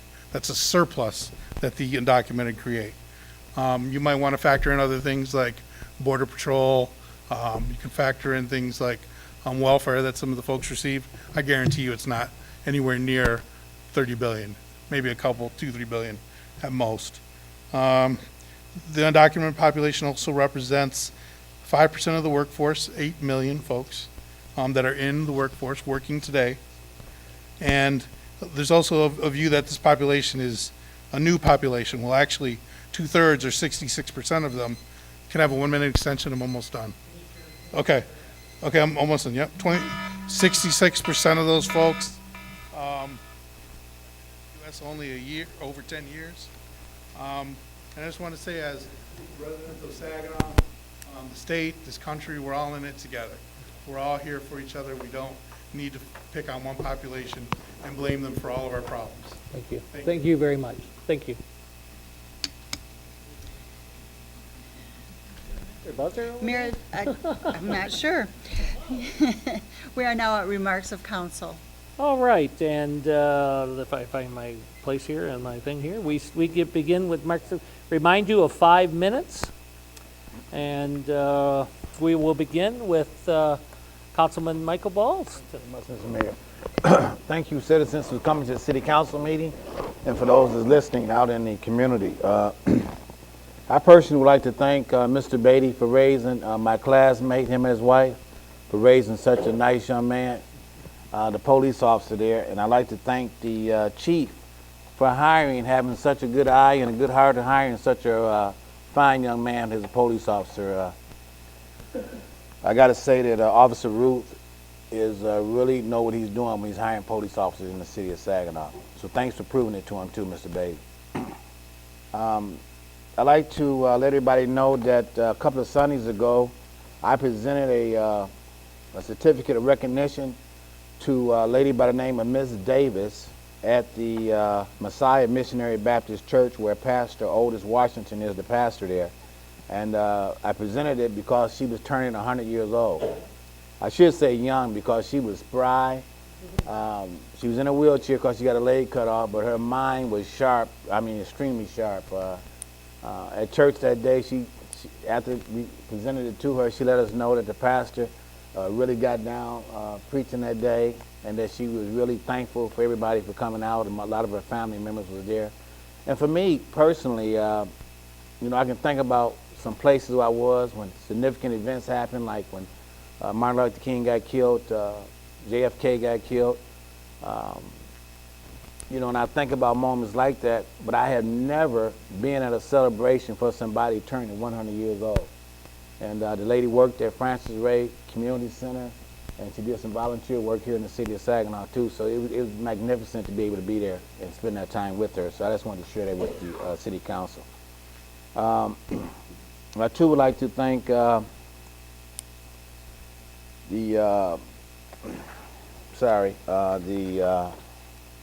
Mr. Reward for coming here, letting us know that they need apprentices in the city of Saginaw. All unions have been coming here to the city council meeting and tell us about what they got coming. The pipe fitters local was here a couple of weeks ago, and now the electrical workers are here. And I noticed that the labor council person, Ms. Miller, has been showing up at our city council meetings too regularly, letting us know what unions do in the city of Saginaw. My son is a master plumber, and he just happened to got hired under the leadership of Annie Bench's cousin. My son got hired as a master plumber, and now he has his own plumbing company too, and he's working as a plumber. So we need trades, and he make a pretty good coin too, I must say. So we do need union people here working here in our city, and we're glad to have the unions come here and let us know that we do have jobs available for people in the city of Saginaw. That was my comment. Thank you. Thank you, everybody, for joining us here tonight. I just want to say thank you to Mr. Rivard for giving us an update. If you could forward any information you have on apprenticeships to the city clerk, so we can, when we're out and about, get that information out, whether we're working in a school or you never know where our travels might take us in a certain day. So it's good to have that I call it a mobile office that I keep in my car of information and upcoming events. That way you can pull it out and give it to them. So please, if you could forward that to us, that'd be great. Mr. Scheiberger, thank you so much as well for addressing us tonight. Any information you have, please give to the clerk on what we can do when it comes to savings with police and fire, most definitely. Thank you, Mr. Sosa, as well, for addressing that. I know that there's a lot of discussion at this table that's going, and also behind the scenes as well. really, budget season is busy. It's very, very busy over the next few weeks. But we do have one upcoming event that I'm very excited about, which is Beautification Day. And there's still an opportunity for sponsorships available until Friday. Last year we had over 200 people that came and stormed the riverfront. I think I just sat down at my table tonight and got another 25 individuals that will be volunteering. So I think that's going to put us close to what we had last year, maybe even exceed that a little bit more. So that'll be great. So between the budget and Beautification Day, we're busy. Beautification Day will be next Friday, May 19th, starting at 8:30 a.m. on Ojibwe Island. That's it. Good afternoon. First of all, hooray, hooray, Mr. Bates. He is also my neighborhood police officer. Not only my neighborhood, he's in First Ward. Everywhere I go, I seem to run into this young man, or you hear people talking about him. So my hat goes off to you, young man, and to your parents, and to your lovely girlfriend. My hat goes off. We always said that it takes a village to raise a family. For all of our public speakers, Mr. Shively, Howard, congratulations again. A couple of months, maybe or so ago, we honored you as well for being the youngest apprentice in our region. So you got a big honor too, and I'm so proud of you. Ms. Miller, I appreciate you having the unions come. The meeting we had was a good meeting. I see that it's fruitful. We are trying to come together. Mr. Sosa, as always, it's always good to see you, Dan. And thank you for clearing up a lot of stuff, because misinformation is what leads some of us to making the wrong decisions. And so it's always good to have the right decisions when it comes to making major decisions. On last Sunday, I had the opportunity of going to Greater Williams Temple, which is the oldest Koji church, a Church of God in Christ church in this city. I had a chance to honor a man who I respect from a long ways back, Elder Akins. If you get a minute, Greater Williams Temple is they've upgraded their church. I try to stay in the know of what's going on in the community, because it's important that we know what our city is doing. I keep hearing that Saginaw's coming back. Saginaw is coming back for a comeback. We're coming back for a comeback. We may have shortcomings, but our comings are not that short that we can't do something about it. Thank you so much, Mayor. Thank you, Ms. Mayor. I'm going to be real brief. You want to say good evening to everyone.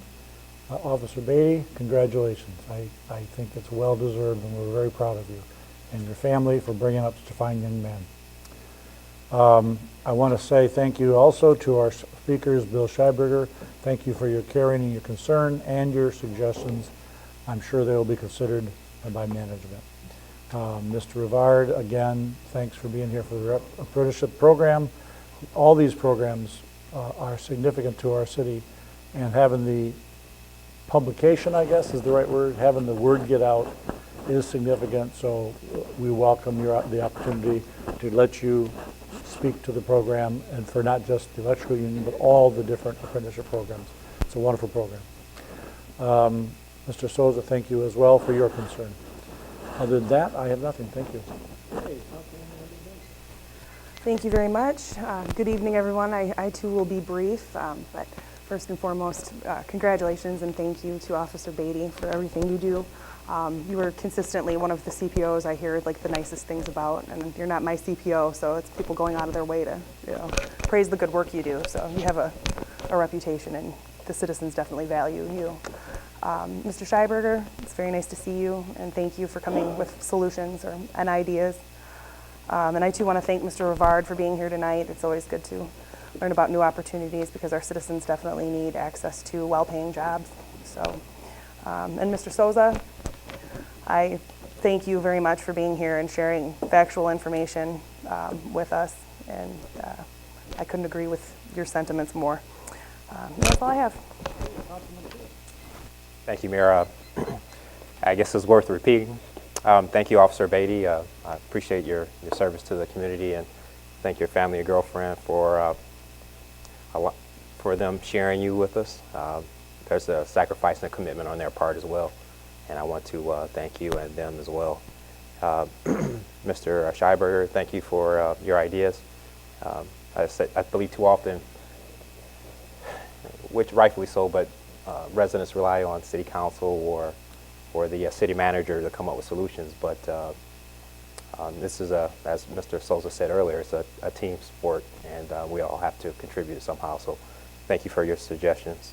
Mr. Rivard, thank you. I think this is where our economy is going, where you have those who know a trade and they're able to share that trade and make a living for themselves and their family. And that's what our city needs, is apprenticeships like you informed us about. So thank you for sharing that information, because our city and our kids and our young adults need it.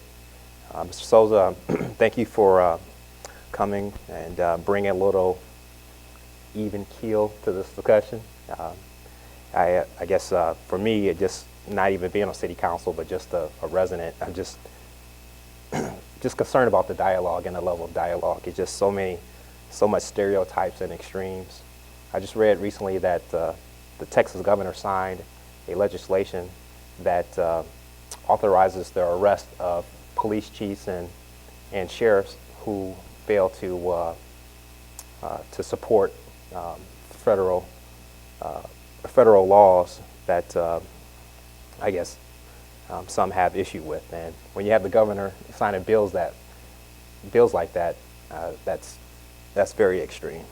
So thank you for bringing an intelligent dialogue to this issue. I was reading about data and also saw that, or learned that the documents that you refer to, they're not necessarily in urban areas, but majority of them are in suburban areas. So I don't know if you're bringing your same request to the townships and other suburban areas, because that's where, at least if you want to believe that data, that's where undocumented are living. So thank you. I guess I kind of touched this upon at the last meeting, but MDLC sent us a letter. They thanked us for our letter and resolution regarding transitional homes for recently released individuals from prison who's attempting to transition from prison to community living. And they encourage continued dialogue, and I guess I would like to take them up on that offer. I do believe that these homes do serve a purpose, so I'm definitely not trying to eliminate them because they are needed. But I'd like to take them up their offer. We did touch upon this issue in 2014, I believe, and I guess we were of the opinion that Bay City Ordinance, who attempted to address similar properties in their city, and I guess we were of the opinion that I guess we didn't have the authority to do that because we were preempted at the state level. But I haven't seen Bay City's ordinance be questioned at the state level. So in order to take up this dialogue that they had encouraged, maybe we can send them a copy of that Bay City ordinance and see if they feel as though that if the city is preempted from adopting a similar ordinance in which we can prevent some of these homes from opening or establishing themselves so close to each other. I believe we have one area where they're right next door, right across the street from each other, and I don't a little concerned about the proximity. But anyhow, so I guess that was my suggestion as far as continuing the dialogue. I think I prepared the last letter and it was reviewed by the staff, so I would volunteer preparing this letter, and hopefully the staff and our council can review it. And that's all I had, Mayor. Thank you. Thank you, Mr. Mayor. When it comes to recognizing Officer Beatty's excellence, I got a sneak preview. Chief Ruth presented him at the Downtown Exchange Club, of which I'm a member, as Saginaw's Officer of the Year. And Officer Beatty was in the company of Officers of the Year from 8 other jurisdictions in Saginaw County and agencies that operate in Saginaw County. This included the FBI and the state police. So he's in pretty good company. is all I can say. Some of those other officers of the year included a officer from the Frankenmuth Police Department, a retired Saginaw police officer completing, it was either 48 or 50 years of police service, so someone I'm sure the mayor served with when he was on the force. It's Officer Tom Doherty. He did come on before I did. But it was very good company to be in that day, and so I expect that we're going to hear more from Officer Beatty's career. Someone else receiving some good news, city employee recently, our assessor, Lori Brown, was selected to be our new city finance officer by the manager, and I wanted to congratulate her and any of the other people who applied, but I've known Lori personally, and very happy to see that advancement for her and the city management team. And really, that's all I have to say today.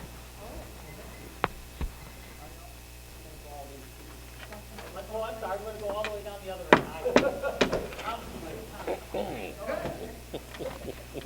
Well, good evening, everyone. I'm going to jump on I'm going to jump on the Officer Beatty Love bandwagon. Is it true that you're now known around the department as Dr. Beatty? No, we commend the gentleman for being Officer of the Year, but one of the things that didn't get mentioned tonight was the fact he helped deliver a baby back in January. Wow. If I'm not mistaken, too, that an Officer of the Month, at least 3 times in the last year or so, somebody that Chief Ruth refers to as the future of the department. So I really do commend you. It was kind of fun to see you all serious and officer-like until we got to the end of the proclamation and we saw that big smile, and it's wonderful. And somebody to be very proud of. His family, girlfriend. Dan, if you would, maybe you could share those statistics with the city manager so he could in turn share them with us. I was trying to keep up with you, and it was a little difficult to do. Very interested in seeing what the facts are in this day and age of supposed fake news. I want to commend WTA as well. One of the things that didn't get mentioned is the fact that they acquired the old First Savings and Loan Building in downtown Saginaw quite a number of years ago. In fact, I think during a period of time when lots of people weren't spending money in downtown buildings and did some refurbishing. And they are located, they're headquartered in downtown Saginaw. So that's another reason to applaud them and give them our thanks. You know, they are a business working in our community. I want to commend Yolanda and the whole budget department. I'm new to this budgeting process. This is my first go-round. Some might say my first circus. To prepare a 338-page budget, multi-million dollars, present it in a clear and concise fashion, I think it speaks a lot about you and your department. I'm looking forward to looking at the rest of it. That's an awful lot of work. And then last but not least, last night I had the opportunity to watch the new Alex Mixter documentary, R.E. Saginaw. It was presented at Pit and Balcony Theater as part of the Patchwork Festival. That's the 2-week-long festival that's being run by the Counterculture Group with concerts and art shows and poetry slams and all sorts of different things going on in Saginaw Bay City and Midland. They even reached out to Flint. It was quite an interesting documentary. Alex has been here and has addressed the council a few times. It takes a real serious hard look at the city of Saginaw. It doesn't hide the fact that we do have challenges, but it highlights the fact that there are people out there that are doing things, that are making a difference, that are willing to say, okay, fine, so maybe the city can't afford to do this. We'll pick up our hose and our rakes and our shovels and we'll take care of it. okay, the city can't do that. Well, we'll put in the time it takes to make a difference. Saginaw is on the comeback trail, and the documentary itself highlights that. It's a good, strong message. So if you have the opportunity, I'm sure that it will be presented again at some time in the future. Make a point to see it, because it's pretty remarkable to see a young person's perspective on where we are and where we're going. And if you have a chance to take in some of the concerts or arts and activities that are being offered as part of that whole Patchwork Festival, you should do so. These are young millennials that are reaching out to young millennials, and they're putting on quite a bit of entertainment. They have an art show. They call it Funhouse. It will be at the Saginaw Art Museum Friday evening. And it's sort of, as I understand it, an interactive, something different kind of art show. So get out there and support our organizations that are trying to do things and make a difference in our community. Thank you. Well, thank you. And I forgot what I was talking about, but that's okay. I want to thank all our visitors today, the audience. Thank all the staff members here today. 338-page budget. I remember the gentleman who ran for city council saying our budget should be no more than 3 pages. And 338, so we got work to do. But thank you so much, and what you have created with this document here is just unbelievable. That is super, and this is available on display in the clerk's office if somebody wants to see this. I believe there's one there for them to take a look at that. That is just super. Thank you to all the speakers tonight. Thank you for all the awards. Officer Beatty, we'll see you coming up this Thursday for the police awards and memorial service. Starts at 10 o'clock down at the Temple Theater with the rest of the officers, and hope the families and stuff to make it down there for that. It's a wonderful experience to do that. And the chief advises that we have 5 new officers to be sworn in. So media, those that are here, Thursday, 5 new officers being sworn in. And that's amazing. They're out of the academy, and it won't be too long, and Officer Beatty will probably be a field training officer probably in the future. But we certainly appreciate that. So with that, I don't want to delay this anymore. Let's move on to our agenda. Mayor, we are now at reports from the manager. Thank you. I would join everyone in congratulating Officer Beatty as the Officer of the Year. I think he does exemplify what we want our new officers to be, and I think a lot of our new officers are very much like him. I'll say something about him that I think is something that that we encourage, and I saw him when I was walking my dog, and he was doing his reports in his car in the neighborhood. So that's just one of the small things that citizens notice and recognize, and I think that's just one reason why he's Officer of the Year and doing a great job. And people appreciate that, and that's not the way business used to be done, but it's good that that's the way Chief and the field training officers are training the officers now, and I think they're very accepting to that. So congratulations to him, and I think the program that Chief Ruth has worked out, where we actually send people to the academy, is another point of getting officers who really want to be here. So I think Chief has done a great job too on recruiting.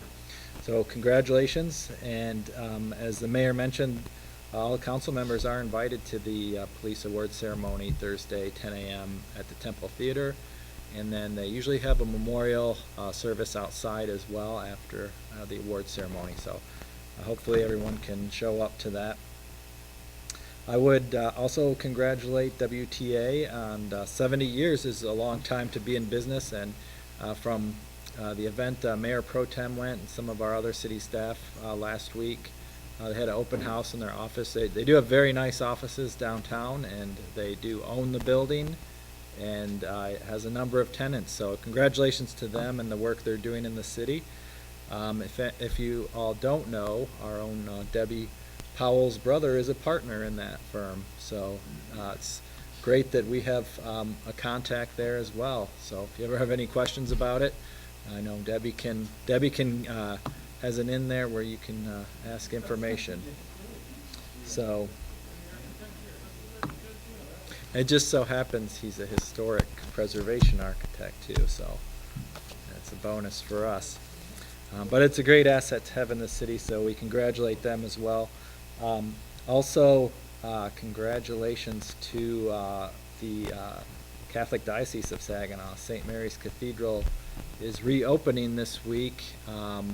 The diocese has put millions of dollars into the renovation of that church.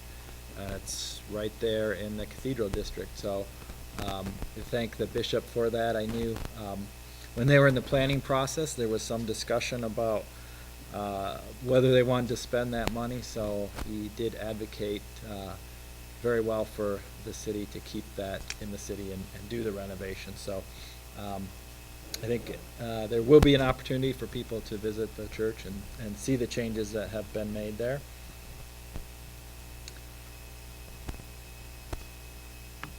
Councilman Milne mentioned the finance director position, and that's effective Monday the 15th. Lori Brown, who is our current city assessor, has been selected to serve as the finance director. And I did send out information to council members, but for the public to know, Lori is from the region and did earn a bachelor's degree from Saginaw Valley State University, and she started working for the Fiscal Services Department in 1995 and has been promoted several times in the assessor's office, and started as a clerical employee with Fiscal Services and was promoted to assessing assistant and then property appraiser and city assessor in 2005. And she served in that position for the last 12 years. She's been a dedicated staff member committed to learning and maintaining her certifications, which she will continue to maintain as the finance director. She's certified as a Michigan Advanced Assessing Officer 3 and also a personal property examiner. And she is familiar with state requirements, proficient in property tax law, and has shown the ability to adapt to ever-changing state regulations related to assessing. Lori has worked closely on projects with the Office of Management and Budget, Controller's Office, Brownfield Redevelopment Authority, Saginaw Future, and the City Treasury Division. She's been an important member of the city finance team for several years. I'm confident that Lori will do an excellent job as the finance director. She's worked very closely with Yolanda on reconciling the Brownfield districts in the city, which is something that was a pretty significant job for both of them, and Tom Miller and Joanne Crary also assisted with that. But that's an example of something that we had to straighten out that wasn't necessarily taken care of that well in the past. So they've got it all straightened out between the team. So I think she's going to do a great job, and she's been one of the best employees in fiscal services for a long time. The division heads in that department are one of the reasons why we've been able to not be able to function so well without filling that position for so long. So she'll be she's actually out of town, but when she gets back next week, I'm sure she'd like to hear from you if you get an opportunity, and she'll get to come to the council meetings as well. In that same area, I would mention to council, as we're talking about the budget, now we did have our ratings call with Standard & Poor's last week that was included me, Ms. Jones, and the Controller's Office. It's great to be able to talk to the bond rating agencies when you have more than $160,000 in general fund balance. Say that. So they were very positive, and we potentially could see an outlook improvement on this next rating. We went down to one rating, but it could be moved back up to stable. So we'll see probably in a few weeks. The reviewer was pretty positive. He makes a recommendation to the ratings board after that. So I think that's a good indication on the financial direction of the city.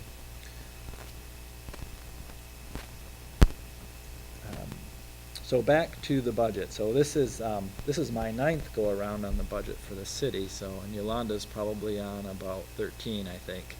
So she has done a lot with the budget, and as the mayor mentioned, the infographics that her and her staff and technical service created are, I think, a big help for anybody trying to understand the budget. But when I started with the city, it was just Yolanda preparing that budget. To give you an idea of how much work goes into it, we've been able to develop that team in the Office of Management and Budget over the last couple of years, and I think that's been a big help for Yolanda and that group. You can see there are 4 people working on the budget for what she used to do on her own. 3-page budget would probably be nice, but we would not get the award for transparency and budget preparation any longer if we did that. I did get a message from Mr. Stempel because the question was asked about revenue from inspections at $60,500, and I know council member mentioned paying for a police officer, but John quickly reminded me that pays for one of his inspectors in the department. So I think John has been pretty creative in doing that as well, and we have contracts with a number of local units for plumbing and mechanical inspection, electrical inspections, and building inspections. So that's what we look for from department heads, to come up with creative ways to either decrease costs or increase revenue in that section. So with that, I think there were some additional questions for the budget, so Yolanda and her staff are here to answer those questions. Any additional questions reference the presentation that we had earlier? Go ahead, John. Probably directed to Yolanda.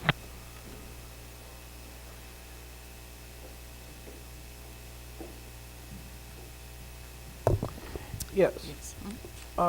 We were discussing some of the fringe benefit employee health care costs, and in tabbing through the budget a little bit, it appears that in most budgets, retiree health care is a 0 item, and that's just carried as that payment into the OPEB fund, 674. And in a couple of the budget lines, specifically in fire suppression and in police patrol, they carry their own line item for retiree health care. I wondered about the different characterizations. For the general fund, we show retiree health care in police and fire, and we have retiree health care division. For non-general fund, the administration division of the fund carries the retiree health care line.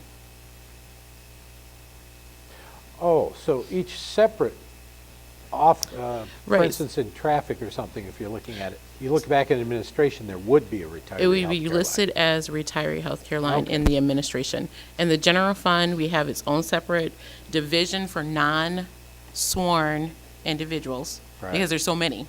Right. And then for police and fire, because they have a lot of individuals as well, we show them within fire suppression and patrol.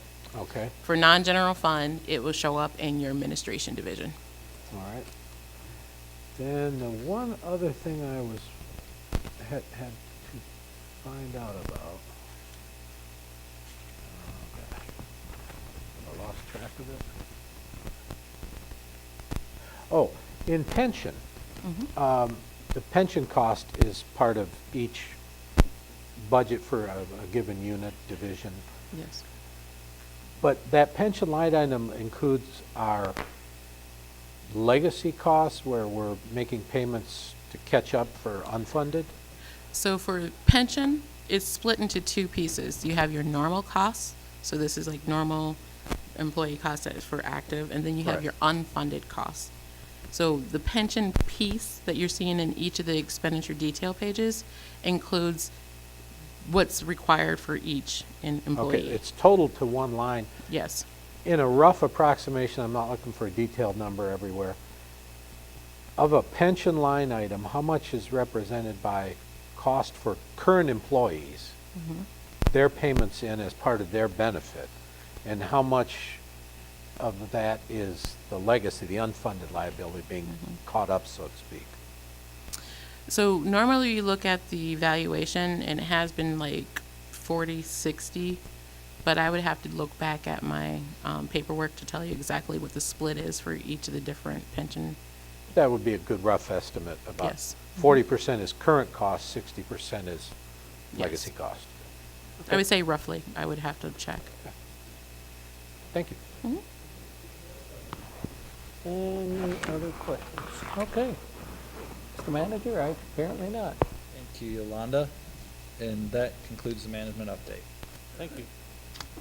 Mayor, you are now at the consent agenda. And I'd like to announce that the agenda has been available at City Hall and on the city's website and on SGTV channel 191. I need a motion to approve the consent agenda items, leaving room for exceptions. It's been moved and supported. Are there any exceptions? Councilman Humphreys, 10, 11, and 15. Is there any other exceptions? Any other? Councilman, Councilman, or Mayor Pro Tem Clark, 22. Is there any other exceptions? Any other exceptions? Being none, all in favor signify by aye. Aye. Those opposed, motion carries. Madam Clerk? Our first exception is number 10. Approve a Ojibwe Island user agreement with McDonald Broadcasting Company, WKCQ-FM, for the Country Music Fest free concert scheduled for June 17, 2017 on Ojibwe Island. And that was Council Member Humphreys. All right, Mr. Carwat, not to put any pressure on you, but if you can adequately explain number 10 to me, I can probably withdraw number 11. I was just trying to sort out what we get and what we give up with the fee arrangement and the in-kind exchange of services. And I see we get advertising and we use $7,000 and some odd dollars worth of advertising. What are we actually advertising? Can you help me kind of get a better grasp on that? Yeah, what it is, and this has been going on this way for probably 10 or more, probably a dozen or more years. It's pretty much been the same user agreement, but years ago, I don't know, we're in the 20-something year of the KCQ Fest, but and I think right now and we track this every year, I think the balance in that in-kind service advertising's 20-some, in the low 20,000s. So what it is that the city of Saginaw through the year, we have a need for advertising, and I think it's kind of a way for KCQ to maybe keep some of their costs down as far as the activities that they're providing, and then provide us some in-kind advertising with that. Like a lot of times when we're doing our elections, the clerk will use it to advertise some of the election stuff. Some other city divisions, whether there's something going on in the police department, they want to get the word out through WKCQ. You know, we don't actually have to expend for that then now, because we have this bank of money sitting here that we can use, and it varies from year to year. I mean, I've been trying to, I mean, we got it down probably lower than 10,000 one year, and then I tried to kind of build it back up a little bit, because and then I kind of review the requests with the city manager to determine if, based on how the funds are being put in there, would it be an eligible item for that division or department to actually use it, whether it's general fund or if it's, 202 money, depending on the type of money that is being in kind. Because what it is when we go out there and provide services for the island, whether it's put up fencing for their event, putting out picnic tables, we have charges for services. The island rental fee, the service fee. So then we've just negotiated that half of that has to be paid in cash, the other half can be added to that bank of in-kind services for advertising for our needs throughout the year. Well, it is the new guy. I just kind of wanted to put it in perspective and wrap my head around it. Formally, is there a withdrawal of number 11? I'm comfortable with what I've heard. Motion to approve.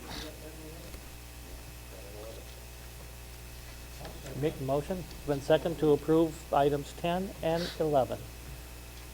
So motion was made to approve items 10 and 11. It's been seconded. Is there any other discussion? John Mill. Is there any other discussion? Being none, all in favor signify by aye. Those opposed, motion carries. Our next item is number 15, approve a purchase order to National Business Furniture for $13,822.48 for office furniture for the engineering and streets sections of the right-of-way division. Councilmember Humphreys. Thank you. I'm looking at the two lowest bids. One is an out of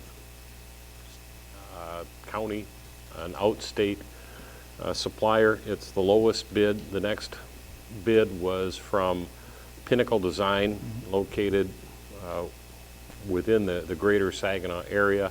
A $398 difference between the two.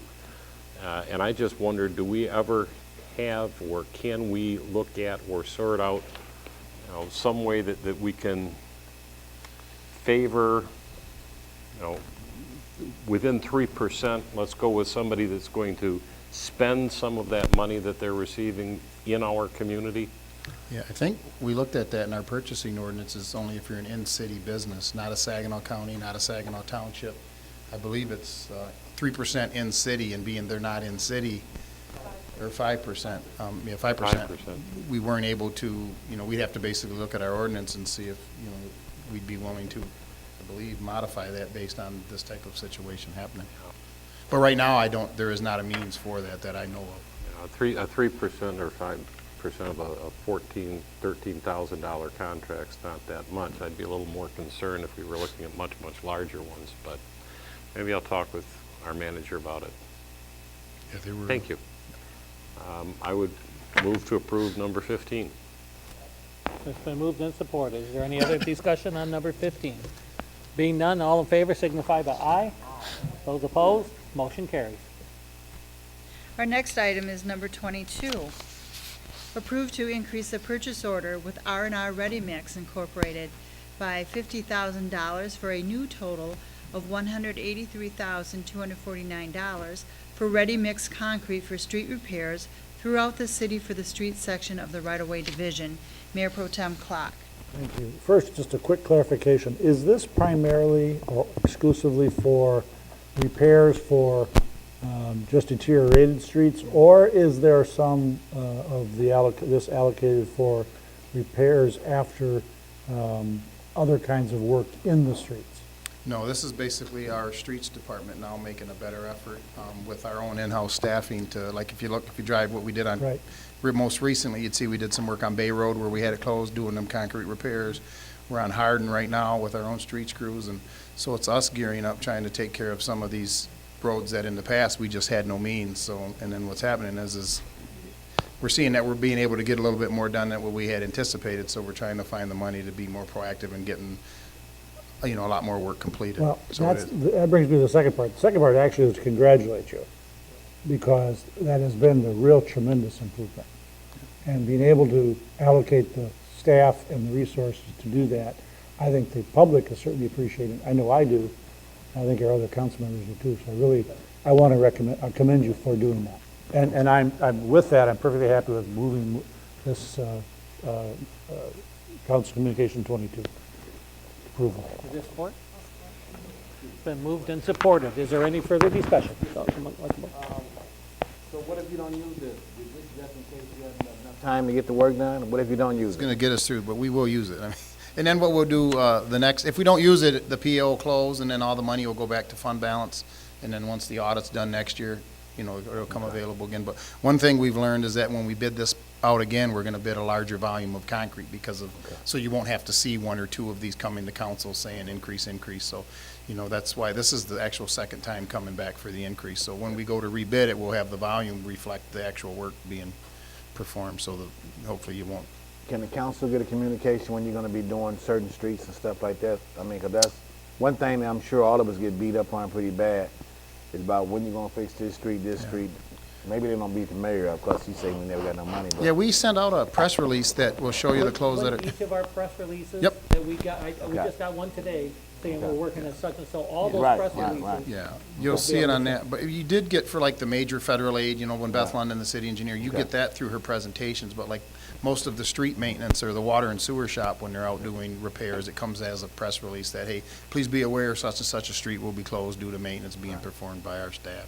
'Cause I keep telling them that, we're coming. We're coming to a street near you soon. That's what I tell them, so. All right, thank you.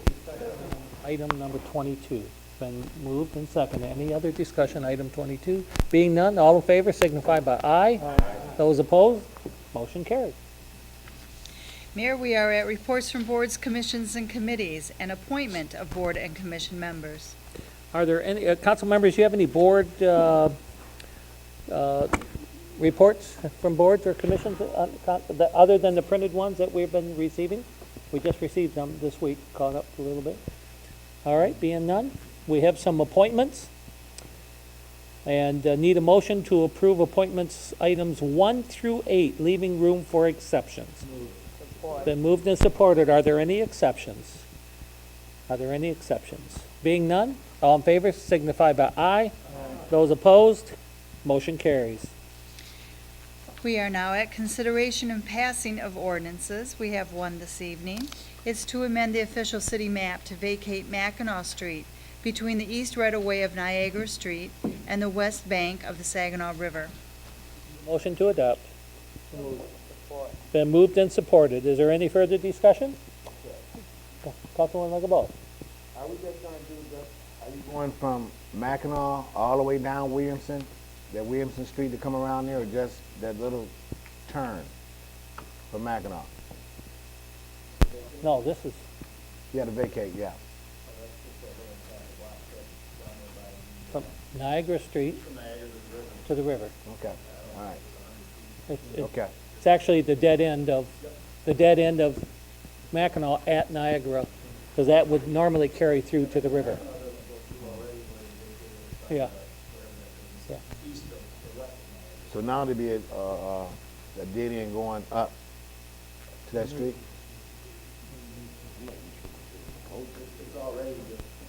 There's no, Okay. All right, thanks. any other discussion? Okay, go ahead.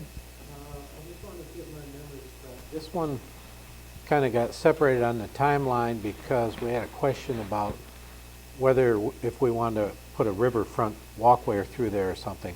And that would be the easement for other such public purposes that's written in here. Written in? Okay. Any other discussion? Being none, all in favor signify by aye. Aye. Those opposed, motion carries. Next is motions and miscellaneous business. Is there any other business, council members, to come before council? If not, if one of you eager people could make a motion to adjourn? Been moved and supported. Is there any further discussion? Being none, all in favor signify by aye. Those opposed, we're adjourned.